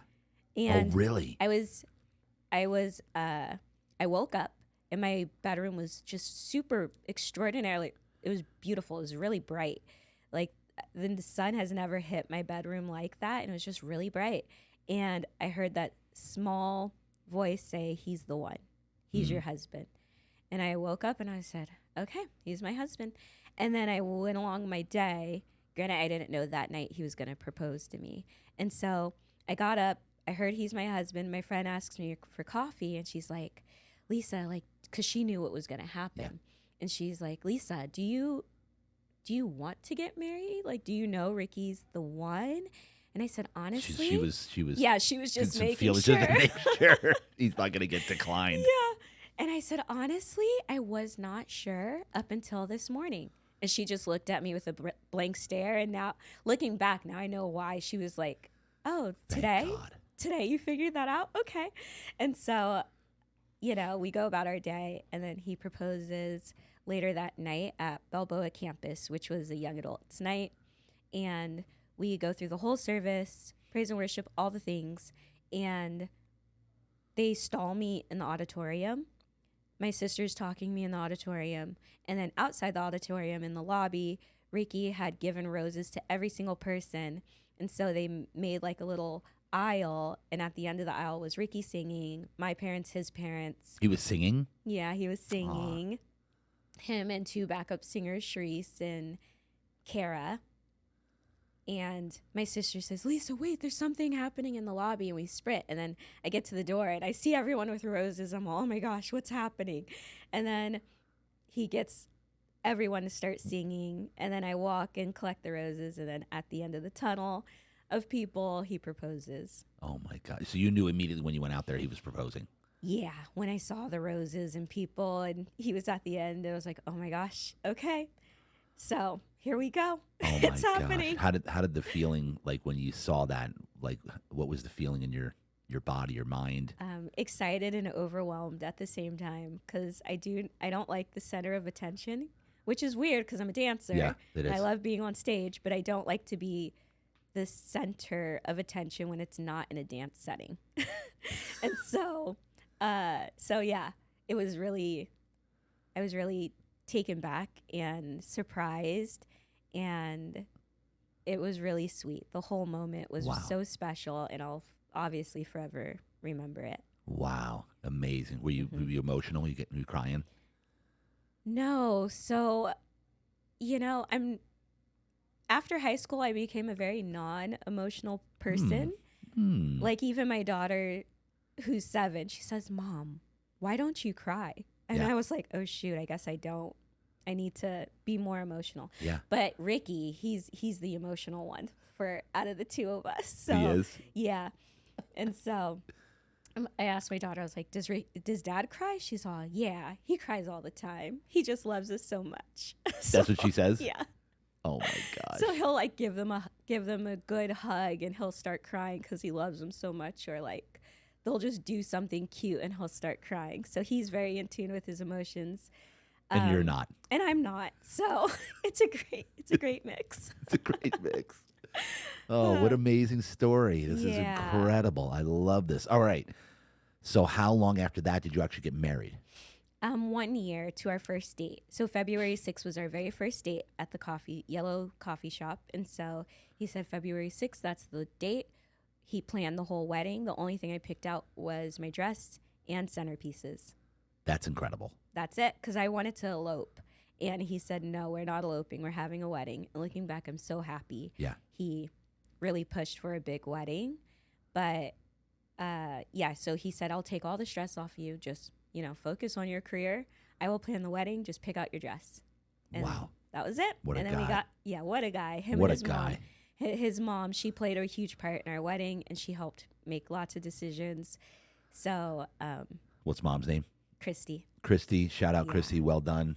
Christy. Great. And Terry. That's his dad. And Terry. Yeah. Well done. Great job. Is really beautiful for both sets of parents. My parents, his parents. They're both still married, which is really nice because, to come from both of us, to come from homes where we see, us make it through great times and hard times is really nice, because we brought that into our marriage. Yeah, that's a good model. Mm-hmm. And it's a good model. Yeah, incredible model, because it's actually kind of rare. It's actually very rare. Yeah, it's very rare, Yeah. especially for both of us to have parents who are still together. So. Totally. Yeah, way more we're rare. very blessed. And so do Ricky's parents go to Awaken as well? They do. They go to do. San Marcos campus. They do? Uh-huh. So Yeah. I have to meet them, make sure. You really got to meet them. Yeah, everybody, the whole fam, you got to come up to me when you see me at Yes. San Marcos. I'm actually hard to miss, so you'll have to probably ask about me or something. Yeah. I can't wait to meet your parents, by the way. Yeah, I cannot wait. They're incredible I may probably people. already know who they are. You might. They do. They come. You'll hear my mom. She shouts down the preacher. They usually sit like above. You'll hear her, come on, and amen, preach. I think I've heard her. Yeah, you might have. In fact, last week there was somebody shouting from the back. Or no, up in the middle, up in the... Yeah, that might have been them. Oh, my That's gosh. my mom. So next time you hear shout, look, that's her. I love this. Yeah. All right, so you get married, career. Mm-hmm. Because and we're getting back on that. Yeah. Because I want to wrap this whole thing, but I want to talk entrepreneurship. I want to see the journey when you went into it. What sparked you? How did that happen? Ooh, yeah. So, because you had gotten, when we came back, I'm so glad we brought it back, by the way. I really wanted this story about how you met Ricky and how the whole first date went and how quickly and how beautiful that was. I'm so glad we came back to this story. It's a special story. It's so special. So amazing. I mean, what a story. I love this. So getting back now, you got to the point where you were sparked by something like God had led you into like, okay, about Twisted. So coming Twisted, and then all of a sudden from there, your love of dance is back. Mm-hmm. Talk to me. Go from there. Love of dance is back. Didn't think to actually have it as a company until, I love how God works because the initial thing that you think God is telling you to do is usually not it, but it's a segue to something else. So we wanted to turn our Awaken dance team into a company. And so that was the goal. Like, we have dancers, we want to perform. Let's just start teaching classes and charging. Simple. But obviously, it's not that simple. No. And so, that didn't work out the best. But then that actually put the desire in my heart, like, oh, actually, I do want to teach dance. And because Awaken was the first time I ever taught. I always took classes, but I never taught classes. Right. So that was the first time I taught people how to dance and taught them what to do. And so, granted, we didn't make a company there, but then it sparked that desire to teach. And so I was like, God, I don't know what to do with this, but I will lay it down until you resurrect it. And then so after I had my daughter, left the dance team in great hands, and we decided to serve. Who took it over then? Who was? I believe Rebecca. Rebecca, who currently does it. Who currently does it. And so, she took it over, and then I moved to Kids Church with me and my husband, and that's where we grew as a couple. That's how we grew in our parenting. That's how we grew in learning how to work with children and managing a bunch of different teams, because for the longest, we served in one classroom together. And then one Sunday, we weren't leading anything, and we didn't really want to. We were just happy serving. One Sunday, we go into the Biggs classroom, and the guy, he hands my husband the mic and says, "I'm out," and he left. And so my husband and I look at each other like, what do we do? What do you mean he's out? Why? He's out. He left. I don't know. Something happened, and he was just fed up, and he just left. He just walked out of the church. And so my husband and I... What age group was this?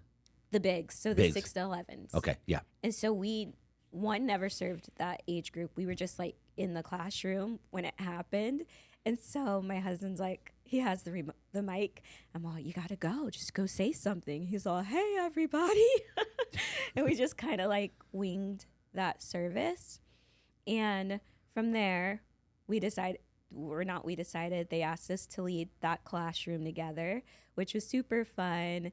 And the kids were great. And the 6 to 11-year-old group is they're just so great. I love the conversations we have with them, me with the girls and Ricky with the guys. It was just a really fun season. And so we started serving there. Then we moved to a different classroom, and we had a chance to serve in all the classrooms. Then eventually we became the service leads of it. So then that's where we learned how to manage, class ratios. If people don't show up, what to do. Yeah. If a kid melts down, it was basically like a little church of its own. Yes. That we learned how to manage, which now I see a lot of skills that we learned serving we now use in our business. Of course. So, little plug, if you're thinking of serving on a team, Yeah. I highly recommend it because you learn a lot of skills that you get to use in your day-to-day life or job. Yeah, or parenting. Or parenting. Yeah. Yeah, parenting, relationship, you just learn so many things, and the people you get to become friends with, you get to learn from them. They learn from you. It's just a really beautiful situation. I love it. And so God was so lovely. He was so sweet to us that he was able to use my love of dance while I was serving on the dance team and our love for kids, and he put it together, and now we have a beautiful business where we teach over 1,200 children each week. Wow. Mm-hmm. So, all right, segue into let's start a business. Yeah. Like, meaning, how did it actually start? Yeah. Yeah. So again, we thought it was the dance team, which it wasn't. Yep. And I laid it down and I fasted and prayed. And I specifically heard God say to give, again, to go back to that scripture, Yes. if your gift is to give, then give. Yep. And so from that moment, I always gave, I always tithed. I'm a firm believer in tithing and giving and all the things. Yeah. And so I told Ricky, I said, we were tithing at the church, but I said, we have to sow into a kid's summer camp registration. I don't know why, but we have to buy it and God will handle the rest. And Ricky was like, okay. Because when we got married, he was not a tither. And I told him, I cannot marry you until you are. And so he became a tither. Ricky. Yeah, but now he's sometimes gives more generously than me. And I'm all, babe, wait, hold on. Yeah, hold on. So when I told him, I said, this was almost the first time I ever said to him, I heard God say, we have to give this. And it took him a second.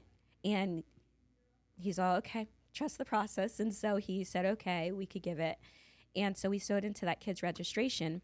And at the same time I said my prayer that, God, I want to quit work with kids, all the things. And then the next month, essentially my business was handed to me. And how? The school called me. They called me and they said, which school is it again? Horizon Prep. Horizon, okay. Yeah. Horizon Prep called me and they said, hey, we heard you dance. Would you like to run our preschool dance program? We already have a dance teacher, but we would like to have another dance program. And I said, okay. And so my very first class, it did break me. And it was 6 preschoolers. Oh my gosh. It was chaos. It was nuts. And so I said, Lord, if I'm meant to do this, I either quit today or you have to send me someone who's done this before and they're not my competition. And so what broke you? Tell me. Oh, Lord. Because they're not paying attention. They don't care about nothing. They're just not paying attention. This was my first time teaching preschoolers. I was like, yeah, I taught adults. Easy. I could teach a preschooler. No way. They can sense the fear. They can sense the fear. The children, they exploited your fear. They really did. They just weren't listening. No. It was chaos. It was only 6 of them. And when you teach in preschools, usually there's a teacher who sits in to watch the class. And I was like, oh my gosh, they're not going to have me back. The class is disastrous. They were just running, pulling props out the bag, not listening. I say sit, they decide to run. You know, it was one of the worst 45 minutes of my life. Did you get him to do anything? Nothing. I maybe had control of the class for 1 minute. And that was the very start. And then after that, it just went downhill fast. And so after class, I sat in my car and I prayed. I said, Jesus, what I said before, if I'm meant to do this, you got to bring someone to mentor me. Otherwise, I quit. This is not for me. It's too stressful. And again, God, he's so beautiful. He meets you where you're at. And so a person pops up on my Facebook feed, and she was actually my contemporary instructor when I was younger, and she started a very similar business in New York. And so she's living in New York. And so I reached out to her. I said, hey, I'm not sure if you remember me, but you used to teach me contemporary and modern, and I see you run a business very similar to what I'm trying to start out here. Could we hop on a phone call? And, you know, a day goes by, and then she reaches back out. She's, oh my gosh, Lisa, how are you? I'm so happy you're starting this. I would love to give you all the feedback that I've learned. And so we sat on a phone call for hours, and I took pages and pages of notes. And then I went next week to my class of 6 preschoolers. You were invited back. I was invited back. Did you tell them, hey, that was rough, or what? No, I was like, that was so great. And then I left. So the teacher, she was like, yeah, the kids had so much fun. I'm all, okay. Great. Did I? Not really. And so the next class I came back and I taught, and it was literally night and day. What did she teach you right out the gate? Right out the gate is to make sure when you're teaching them, never keep the music continuously going, because in their mind, they're not switching activities. It's just one class from start to finish. They're moving. You really have to instruct what you're doing in silence, turn the music on, do the movement, and then turn it off again and reset. So your reset could look like go to your dot, or go in a line, or let me see your eyes, or, clap 3 times if you hear me. And then you explain the other one. So the key thing was give them a place to go. Never let them just, Yeah. They'll just go crazy. So always have a wall that they could go back to, a dot that they could go back to, and leave room for water breaks. And the best advice was the stopping the music. Yeah. Never have a class where the music continuously goes, because again, in their little minds, of course, it's 45 minutes of nonstop music for them. Yeah. They don't understand. And so having a place to go and the music was life-changing to the class. And then from there, once I got control of classroom management, I was able to bring in all of the creativity that I've learned in Canada, all of the outside of the box thinking, all of the tricks and things you could do with children to make dance fun. And to go back, once our company grew, I realized the direction I wanted to take it. Again, we weren't really supposed to teach children. So at this point, you're helping them with their place, their school. Yeah, I'm helping them with their preschool. Okay. Their dance program at their preschool. So schools have enrichments. Yeah. And so I was an enrichment, basically, which I didn't know at the time. That's what I was doing. But once I dove deeper into, other schools do this, or other schools don't know about it and they want to do it. My husband said, Lisa, I think this is your business. And I said, maybe, you're right. But from there, my class grew from 6 kids to 12 kids to 24 kids. Wow. Broke to 2 classes. And it was growing. Was it growing because of referrals? What was it? How was it growing? Well, children talk. Yeah. And so they would say, Miss Lisa's dance class, or Lovely Leaps. And so the kids would go home and tell their parents, Was it called Lovely Leaps already? No. At the time, it wasn't a business. It was just I was doing it on the side. Gotcha. Yeah. I was still working in engineering. And so they would say, I want to do Miss Lisa's dance class. And so they all left the other dance instructor, and all of them went to my class and some. And then the school was like, hey, could you teach a hip hop class? Granted, I had to research how to teach hip hop, which I figured it out, and the kids loved it. Then I got a whole boy community at the school to do. So then I had 3 classes. Then the school was like, well, hey, could you teach cheer? And I'm all, yeah, I could teach cheer. And then so I had 4 classes at the school. So I virtually had 30 to 40 children at one school, paying $120 for 6 weeks that I don't have overhead for. All right. So I pocketed it. Yeah. So each kid, what they're paying was going to you. Mm-hmm. But the school itself, the owners, they got a cut, or how did that? Yeah, the school took 10%. Oh, that's it? Ish, yeah. They took 10%, but they took 10%. So they charged the parents, I believe, a little bit more. Yeah. So what I got was $120, and they must have charged the parents like $150 maybe, right, okay. or one a little bit like that's that. a generous cut.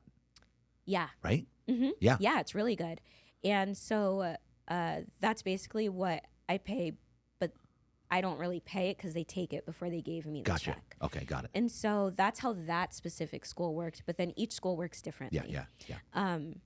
So then, I was making decent side money. And then Ricky's like, I wonder if we could duplicate this with other schools. And then so I would go to work, get off, call a bunch of schools while I have my little 4-month-old. And I would tell them what I'm doing. And they would say, yeah, come in. We love, that sounds fun. Let's do it. And from one school. So you'd go into a school, hold your own class. In a classroom and outside, wherever we want, whatever works. Okay, got it. And we would have the class at the school. I would teach, and then I'd go home, and the kids would go back to whatever they're doing. So the second school that you did this with, talk to me about that. Did it go well right away? It went really great. Yeah. So I ended up getting a hold of the receptionist, and the receptionist was Christian. So I ended up actually only teaching in Christian schools up front. And Christian private schools typically have more leeway. Since it's a private school, it's really, you could get to the head easier.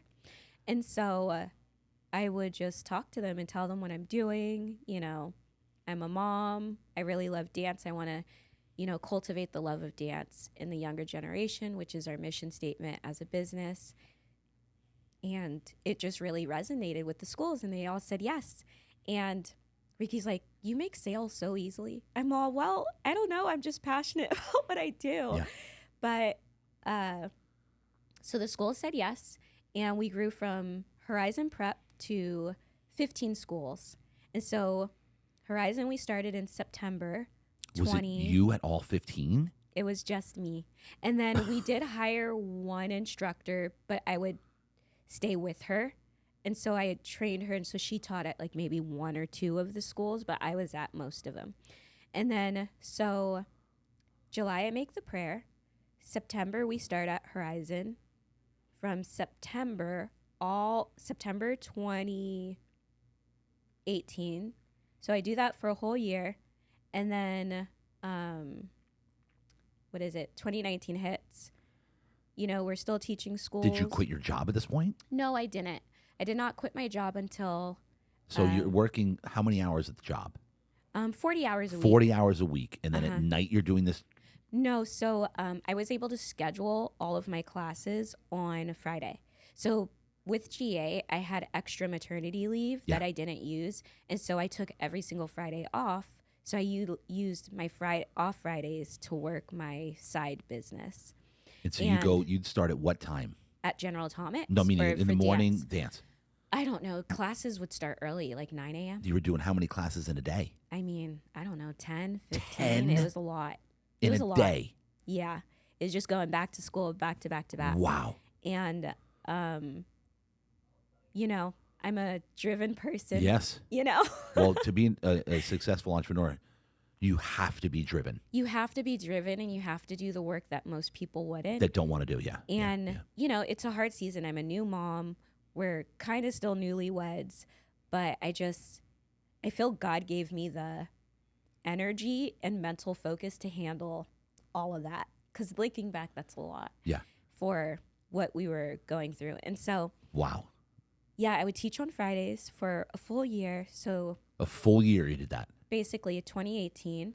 And then we go all the way around. September 2018 was the first class. And then July 2019, I'm like, okay, we're going. I think it's time to quit. And so my husband and I, in which July is when I quit General Atomics. Quit General Atomics. And July was when I said my prayer. July was when I joined the apprenticeship.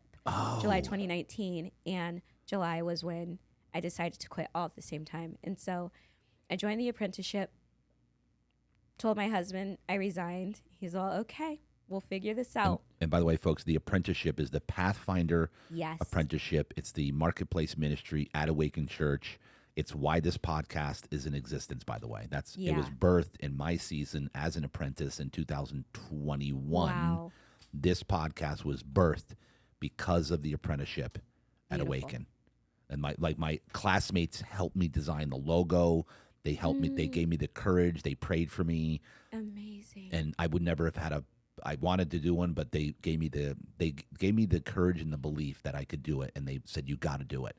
Yeah. And it became this is it. Now from full the circle. apprenticeship. 3.5 years later, after I Wow. launched it, you're now on this, Mm-hmm. and people from Awaken, pastors. It's the apprenticeship. So, I mean, honestly, I'm so blessed for a church that celebrates the marketplace. Yes. Because I don't think my business would have existed without it. Wow. I wouldn't have had the faith to step out and leave something so comfortable like General Atomics to, start what we have now. And that so, helped you. Would say the apprenticeship helped you, go from there. Yeah. So the apprenticeship happened. I quit my job and I said, I'm 100% in. Let's go. And July 2019, we all know it happened March 2020. Yep. It was a good time. So you quit your job Mm-hmm. late 19. Yeah, July 2019. Yep. Now, did you go to more days of teaching? Yeah. So we were in like 20 schools. Wow. By then. And I was just doing all of it, working it out. Thank heavens for my mom and my husband's mom, because they would step in and babysit Gianna when I needed it. And so July 2019, I quit. We go all the way to March 2020, and everything shut down. All of our schools, everything. I was like, well, that was good while it lasted. And so March 2020, I also was diagnosed with something called spasmodic dysphonia. So from July 2019 to March 2020, I was struggling with my voice. And it got so bad that by April 2020, I could not read. I could not get the words out to read green eggs and ham. And so the fact that I'm even speaking on this podcast is a miracle. And I owe that to, obviously, God healing me, because spasmodic dysphonia, they say you can't get healed from it. And it's just a weird thing where your vocal folds spasm and you can't get words out. Wow. Yeah. And so, I They struggled. didn't know where it came from? They didn't? No, there's no cause. It's just random. It's just the luck of a draw. Usually it's like an 80-year-old man. Who gets that? Gets it. Yeah. So the fact that I had it, they were just like, I don't know. I'm all, okay. And so, I fasted and prayed and all the things, and nothing was moving it. And then, so I lose my voice, basically. I can't talk. I do everything sign language. My husband he was able to figure out what I was trying to say, and he'll say it to the kids or he'll go get it. So I basically had a year of silence, roughly. And a whole year. Roughly, yeah. And what is it? So after March 2020, that all happens with my voice. COVID, our business shuts down. We don't know what to do. I'm fasting and praying just for healing, because I want to talk. I teach for a living. We have no direction. And then in April, again, I fast and pray and granted, I'm in a healthier. Were these food fasts? Yeah, this now? was a Okay. food fast. This was a fast that I was in a healthy mental state to do. And I felt God say, you got to fast some food. And so I just picked a time. I said no food until 6 p.m. for a couple days. I forgot how long it was. Yeah. And I heard God say, granted, we're in COVID. I quit my job, lost my side gig. We're just off of Ricky's income. And I heard God say, give $2,000 to a person. And I was like, okay, God said it. So I told my husband, he's all, okay, Lisa, we'll do it. We'll do it. And so we gave it. And Can you tell me who you gave it to? no, Okay. I'm not going to say who I gave it to, but I will say we gave it. And she said that was the exact amount that her job took from her paycheck, because, I don't know, they blamed it on COVID or something. And so she was about to go to a pay period without getting paid for her and her daughter. Wow. And I cried a little bit, because Wait. You cried? a little bit. Oh I my got gosh. teary-eyed. Uh-oh. And so I was like, that was so God, because we had no clue she was going through that. We had no idea. We were just obedient. And granted, it was a big sacrifice for us, because we lost all our income, half our income. Yeah. and for God to say, give that amount and us do it. And it worked out. I was like, well, God, if that's the best thing that happened, I mean, I'd appreciate it if you gave my voice back, because we gave that, but do what you want. I surrender it all to you. And so after that, someone says, you should teach dance on this platform. It's like a virtual platform. I said, okay.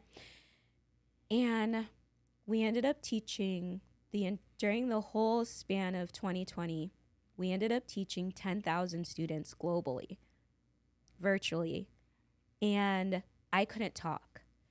So therefore, I had to hire all of my instructors who used to teach in our school programs. And I said, hey, girls, I know we're doing this COVID thing, but do you mind coming to my house and teaching dance? I could pay you guys. This is how we could run our business again. They all said, at first, some of them were hesitant. I'm like, I promise, I stay home. But then obviously we started going to church. But I was like, I promise, I stay home. You know, we're good. If anyone's sick, like, just don't come to work. They were all, okay. So we started running dance classes out of our house we were so busy. We would teach dance from 8 a.m. because, mind you, it's globally. So there's time zones. So we would teach dance from 8 a.m. to 6 p.m. every single day on 30 minutes. How did you get the word out there? Well, I lose my voice. We give the $2,000 and we get introduced to a PR person. And she was like, oh, you guys have a good story. Let's talk about it from engineer to dance, or from dance to engineer, back to dance again.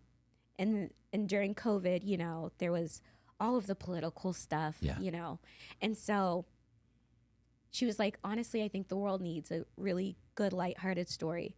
So with no voice, I was able to speak. I mean, struggle to speak, but I was able to get on Good Morning America, local news, national news, NBC with Lester Holt. We had our story published in the San Diego Times. And so through COVID, we had so many news outlets mention us. It elevated our SEO on Google. So now when people typed in dance classes, we would pop up. And since we were teaching dance globally, it happened nationally. People would type in toddler dance classes and we would pop up, and we would host, again, if your gift is to give. So we would offer free dance classes too. Like we would say, you know, Friday family fun dance time. And so everyone would go on the website and dance with us. Yeah.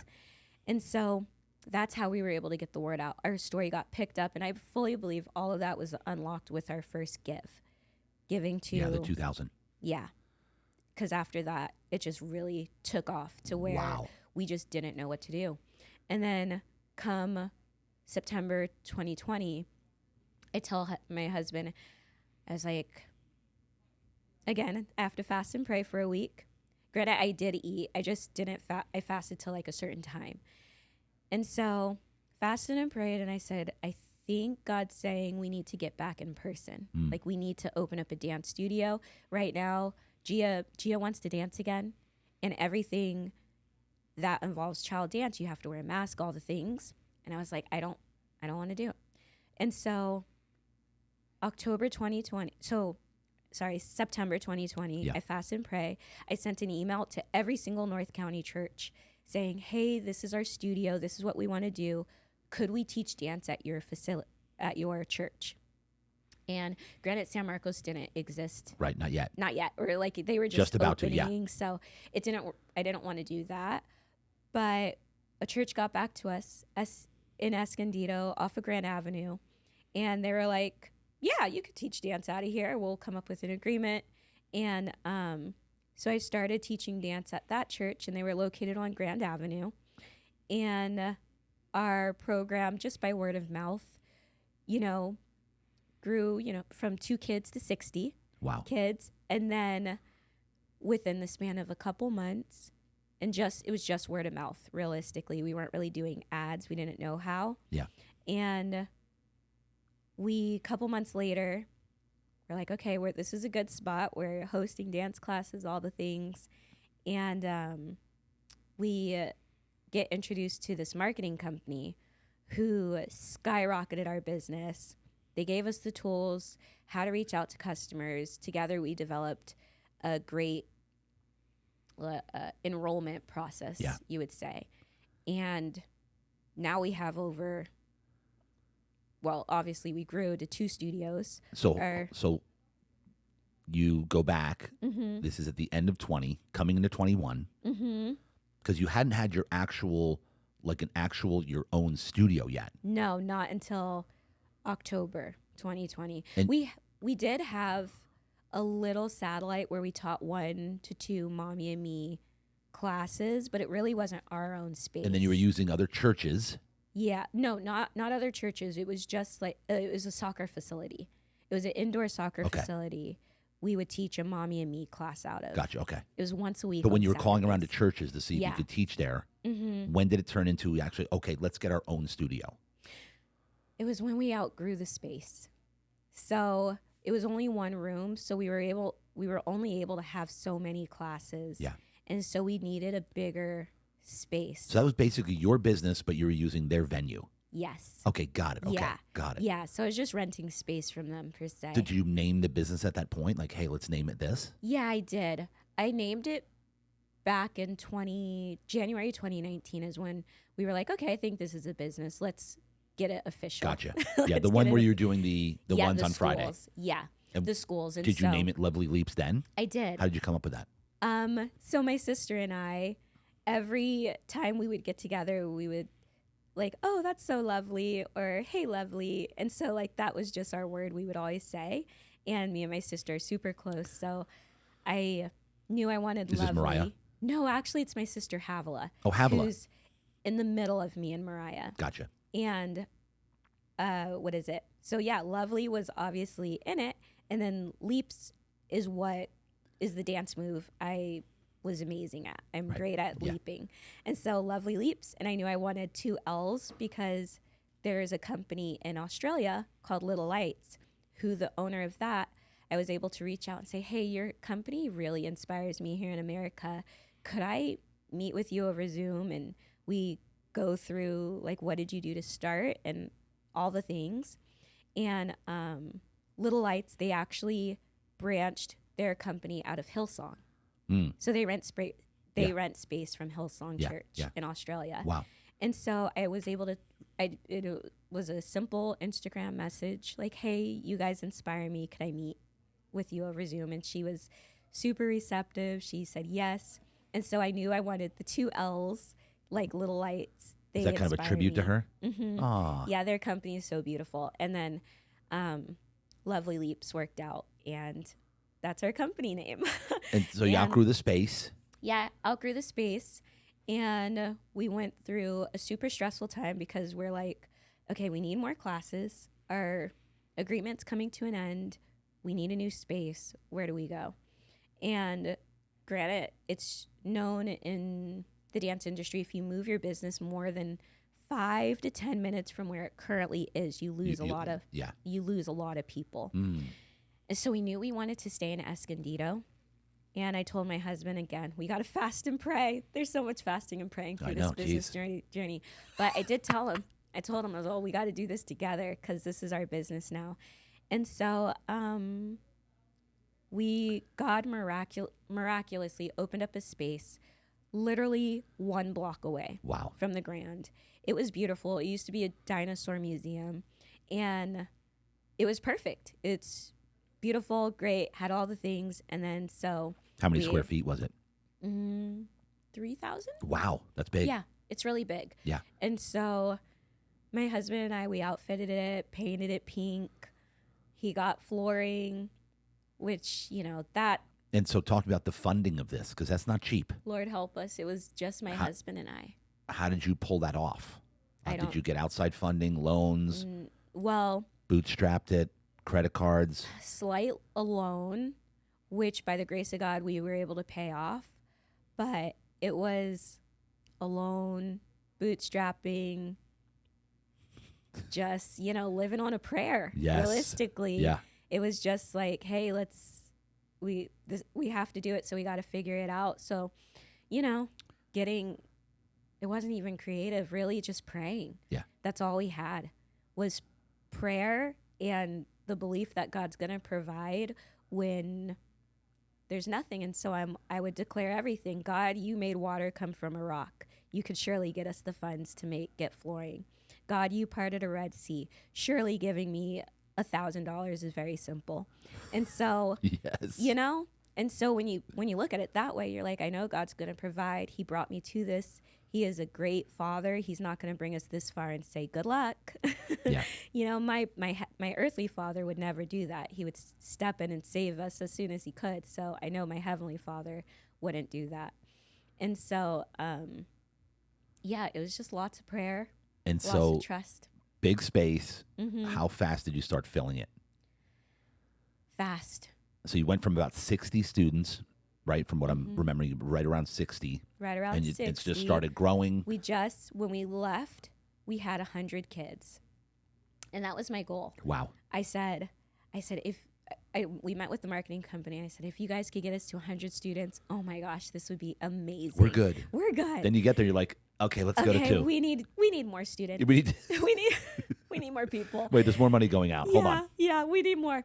So we went from 100 to currently, this was 3 years ago. 3 years. So currently we have about 600 students out of that space. 600 students. Yeah. And so Which you is said, crazy. what was the 1,200 number you gave me? Was it weekly of how many students Yeah, you? 1,200 weekly. So we have about 600 in Escondido. We have about 100 in Scripps. And then we have, the rest would be school programs throughout San Diego You still do County. those as well? Yes. So that was a process to get the schools to trust us to go back in. Yeah. Like we were like, we'll wear the masks. Right. We'll hire teachers with the vaccine, you know. I mean, some aren't. So we won't send those teachers, but then the ones who did get it, we'll send those teachers. And so we got really creative. We had to search people with the right qualities and stuff because, you know, we just had to find Qualities, the teachers. core values. Qualities, core values, their beliefs, you know, again, with our instructors, we never violate what they believe. So say if a school's like, your instructor needs to get this to teach here, we're like, no, we're not going to force her to do that. We'll just get her a school that doesn't care. Right. You know? Yeah. And so lots of juggling, lots of moving pieces, lots of finding specific people to teach all of these classes. But now I feel we're in a really good spot. So 600 in Escondido, right? Lovely Leaps. Scripps Ranch, you opened up when? Scripps Ranch was something really beautiful. It kind of was given to us. Okay. The girl, she reached out to me and she said, I have this space. We are after school program and I want you to come in and teach dance. And I said, oh, okay, so you have a dance studio, but she's like, yeah, our space is a dance school, but we do after school programs. Like it's a Chinese school, so they learn how to do math and English and all the things, but they don't dance. And so I was like, okay, so what do we do? And she's all, just come in, teach dance, and then you guys don't have to pay rent.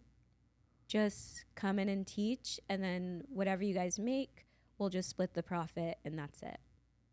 Wow. So I was like, so there's no overhead or anything?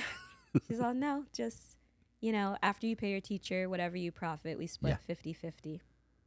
And I said, wow. Okay.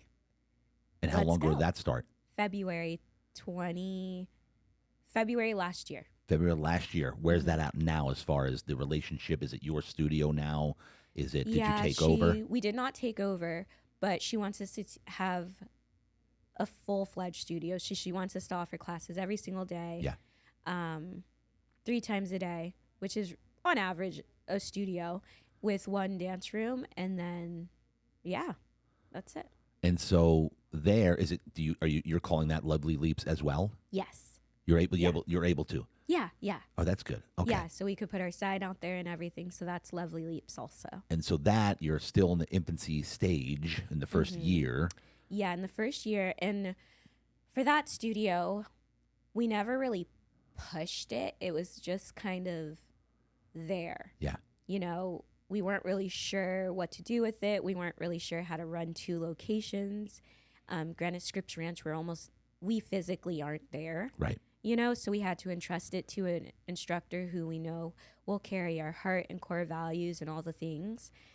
And so Scripps Ranch, we didn't put a lot of focus into it. We were busy building Escondido and our competition team and all the things. But now Escondido is at such a really good spot where we could leave for months and it'll run just fine. Yeah. And so now we're like, this is our season for Scripps Ranch. To focus on Scripps. Let's focus. Let's pour into it. Let's go down there more. Let's visit all the customers and everything. And we've been really, really blessed with Scripps Ranch. And all of our parents are at Scripps Ranch. They're so sweet. They're so easy to work with. I have gotten to talk to most of them over the phone. It's just the face-to-face meeting, which I love, meeting everyone face-to-face. And so this next year, starting in September, our focus is to just get down there more and to grow it. A lot of parents express they want a competition team at Scripps. I'm all, okay, let's make it happen. Let's get those little 4-year-olds leg holds and all the things. For those listening and watching, what's the age group of your schools? Yeah, we teach from 10 months all the way up to 18 years old. To 18? Mm-hmm. Oh, so you do go older. We do go older. Granted, our oldest kid is like 14. Okay. But say if we have a group of 18-year-olds, we will make classes and we will make a program. But as of right now, our oldest kids have been with us since they were 9. And so our studio has grown with that group. Got it. And it's been so sweet watching them, grow up and go through life and all the things. We feel really blessed and lucky to be able to experience that. And so what would you say separates your studio from all the other dance studios out there? What puts you above the rest? Or what makes you different? What makes us different, I personally feel, is I've noticed there's lots of darkness in the dance world. There's lots of catty moms or eating disorders, low self-esteem. There's just a lot of hurt. And I personally feel, as a business owner and a dancer, with my studio, I identify it happening before it's a problem. And so if I notice a girl just instantly drops weight, I'm able to talk to her mom like, oh, how is she doing? Like, how is she eating? All the things.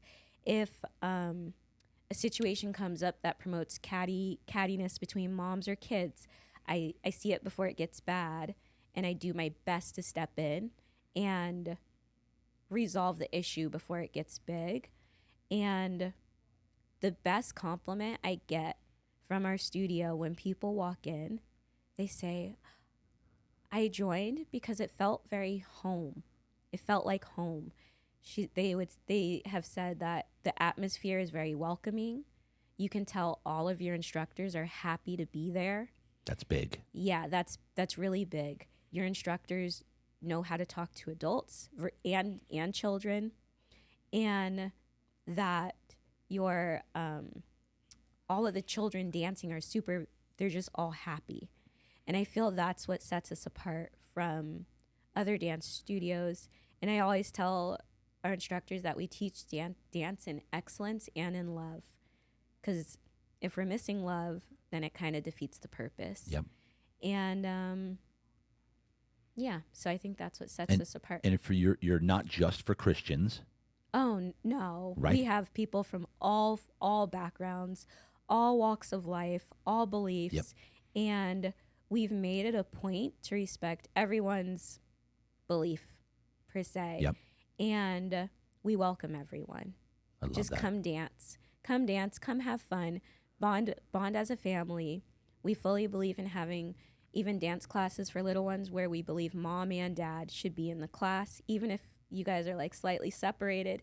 Just come. Let's bond with dance and movement and fun and laughter, because that's the point of our program, is to bring life again back into the dance world. I love that. And so, speaking of the moms getting catty, Jacqueline, my daughter, has been dancing since she was 2. She's 14. Wow.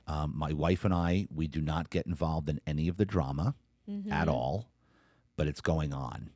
How do you prevent that? What happens? Like, how do you make sure that the moms don't start getting what's the main? Isn't the main thing like, why isn't my daughter in the front, or why isn't that usually the thing? That usually. Give me the what is the normal cattiness thing that happens with moms? And I'm not some dads too, but mostly moms because it's mostly the moms. Yeah. I would say the most thing that we nip it in the butt is talking poorly about other people's kids. And I just, have a zero tolerance because as parents know, their own children are all kids have craziness, And so I just think it's unfair to judge another child's kids, like leave it up to the instructor. And so basically we have a rule in place that if it happens more than 3 times, like we will have to, slightly remove you. Yeah. And it's really not with our rec classes, but, competition. Everyone wants their kid to shine. So I do understand and I do sympathize, like, hey, if someone's slacking, we need to step in and fix it. But I don't want moms talking bad about other people's kids because then their kids hear it and then, it just creates a very poor atmosphere. And so we have in our handbook that, if it happens, we'll have to remove you. Fortunately, very fortunately, every single mom who does it, I'm sure they do it by mistake, just venting. But I say, hey, we have zero tolerance. The instructor is handling it. I promise your child will go on stage being 100% ready as a team. And if not, we will make sure we figure it out somehow by either having solo classes with the child who's struggling or creating an extra practice for the whole group. But your child will not go on stage feeling unprepared. And usually after that conversation, they're like, okay. They're all, thanks for calming me down. I'm all, anytime. I love you. So what do you do when you have a child that doesn't have it? They're not a dancer. How do you navigate that? Because it happens. Am I correct? It does happen. It's just not their thing. They love it, which is all that matters. Is they're having fun. They feel seen. You make room for them. You make room for them. What if they want to do the competition team? You make room for them. Even on the competition team? Mm-hmm. No matter what? No matter what. And again, our program is to give kids confidence. The dance is meant to be fun. Most people don't go into it professionally. They go off and do other stuff. Right. But my goal is to give the girls tools so they look back at their studio and said, that was a good time in my life. That is where I learned how to be confident. That is where I learned how to have stage presence. That is where I learned how to navigate a hard situation. Maybe I didn't get picked for the team I want, but you know what? My instructor sat me down and told me exactly why and what to work on. And those are the skills that are going to be useful whether they go into the professional dance world or not. And that is what I wish my studios taught me, where it's not all about technique, because technique gets you only so far. And once you're out in the real world, you'll realize there's thousands of girls with great technique. So what's going to set you apart? It's how you present yourself, how you deal with failure, how you deal with success. It's your inner personality. And so yeah, that's what we want to teach girls at our studio. Dance is way more than just dance. Yes. I preach this a lot because people are like, oh, Jacqueline's so great. What is she going to go to college? What is she going to do for dance? I'm like, this is about life. Yeah. Preparing her. Keep going with this because I want parents to understand, especially moms. to get your girl into dance. Get them in the dance. Get them into a great studio that's life-giving. Obviously, I want them to come to Lovely Leaps, but find a studio that you see I always tell parents, look at the older kids and see if they're happy. Yes. Are the older kids a depiction of what you want your young dancer to be like? And that's always a great way to see, like, oh, is this studio for me? See how the moms accept you or talk to you and all the things. That's big. Yeah, that's big. Because you've got the clicks and the cattiness and the clicks thing. Yeah. And I have to say, our studio, as with any family, which I call them my dance family, has, problems. But I have to say, compared to all the studios I've gone to, we have the absolute most best dance moms who they want the best for the team. They want the best for their child. They will bring food for the whole lobby. Like, they don't even know half the parents, but they'll bring food in for the whole lobby, or they'll bring cupcakes for all the kids. We have such a family-friendly, focused atmosphere, and I really believe that's because that's the tone Ricky and I set from the start. We're a family business. We want everyone to feel loved, and my heart is that every single child and parent feels seen, heard, and loved throughout their kids or their dance journey. So yeah, I love it. Feels seen, heard, and loved. Yes, that is life. That really is life. Especially for a young lady, young girl, because you said it earlier, confidence, self-esteem. Yes, identity. And how dance has worked in my professional life outside of dance is I could walk in a room and they'll say, oh, you carry yourself very well. Your posture is very beautiful, or that'll stand out for someone, or you're very graceful. And those are things that you really can't be taught. The only way to learn them is through dance, is to be graceful and to stand out in a good way. I could be wearing a trash bag for all I care, but they'll say, you look so elegant. Yeah. And so that's one skill I learned. And then obviously how to do things in a structured way. Again, coming from the ballet world, there's a right and wrong way to do it. And it really helped with engineering because shockingly, ballet and math go hand in hand. You're always counting, you're always dividing music and things like that. While dancing, it's a great tool to learn how to multitask. 100%. Yeah. I love it. I talk about I'm like, there's literally no better thing for a woman to gain confidence than dance. And again, I stress to any parent thinking about getting their child into dance, please make sure that the studio you do enroll in, it's life-giving. It's giving them confidence, because as easy as dance could build up their confidence, it could really tear them down. And at Lovely Leaps, I personally make it a point. If I feel, that little girl over there is sad because she didn't get the part, I physically go over there to her and sit down with her and talk through her emotions and explain the whole process. I feel as a dancer growing up, I would have appreciated yet alone just my instructor. If the studio owner came to me and sat down and explained it, I would have been over the moon. And so I treat every single student I get to work with that same care, because that's what I wanted. And you said look at the older kids.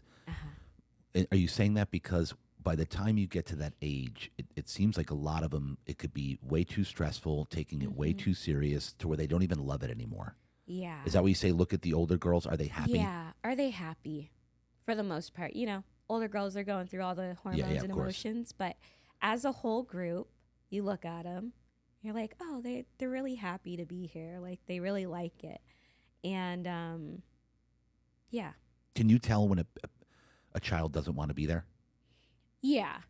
And Will you say something? Will you say something to the parent? Yeah. Usually I just ask if they're really young, Yeah. 8 and under, I'll ask the parent, like, oh, is so-and-so doing okay? But if they're, in their teens, I just ask them, like, are you okay today? What's going on? How could I best help you? And they'll usually break down and say, like, they had a hard day at school, or, family issues, or just they'll bring it up, and then, they talk it out, and then they go off to dance, and they're fine. And so I think they just needed someone to ask, are you okay? And with the younger ones, they'll ask their parents, like, oh, so-and-so seemed off today. What's going on? Because basically, if they seem off, we really can't do our job. Right. And so it's our job to ask the parents or ask the kids. And I think it's been working out well. Yeah. So I love that. What a story here. So special. So let's land the plane by, I want you to go down tell me as an entrepreneur in this journey here, because you're making it seem really quite simple, actually. That you just, we went to here, and we opened a space, and now we have 600 here, 100 here, 1,200 girls a week. Shout out. Let's first of all, who's made the biggest impact on your life? Let's shout someone out. A mom, a teacher, an instructor, your siblings. Yeah. Let's finish by going down a gratitude lane here. Gratitude lane. Because you know how gratitude works. You know this. Yeah. It's my mom and dad. Aw. Realistically, all this stems from everything that they've taught us in our childhood. They taught us to seek out the best. They taught us we deserve the best. And they showed us what hard work does, what discipline does. It pays off. And honestly, I don't know how they raised all of us in the lifestyle that we lived. So, and now that I'm a mom with 2 kids, I really don't know how they raised 8 of us. I'm about to lose it with my 2 girls. So, my mom and dad. I love it. Mom and dad, well done. All right, so finish by giving a charge to anybody right now who's thinking about starting a business or a dream. Give them a charge before we end this. Give them a charge. Give them a charge. Like, what did it for you? Like, remember you said, God, obviously pray. Obviously pray. But give them some inspiration here to go for it and what it's going to do for their life. If you have a desire in your heart and you don't know how to start, obviously pray for the first step. Pray for favor, pray for guidance, and pray for supernatural provision. And then wait on God. And waiting is crazy because you don't know when it's going to happen. But keep your faith strong. And something tangible I did was take the leap that's scary. Whatever is the most scary thing, whether that be quitting your job, whether that be, obviously, quit your job in wisdom.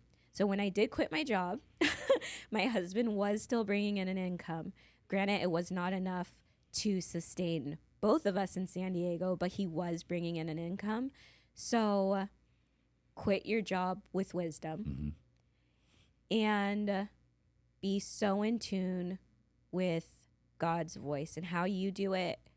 It may be different for you. For how I do it is fasting and praying and really seeking God's face and it being expectant for him to move.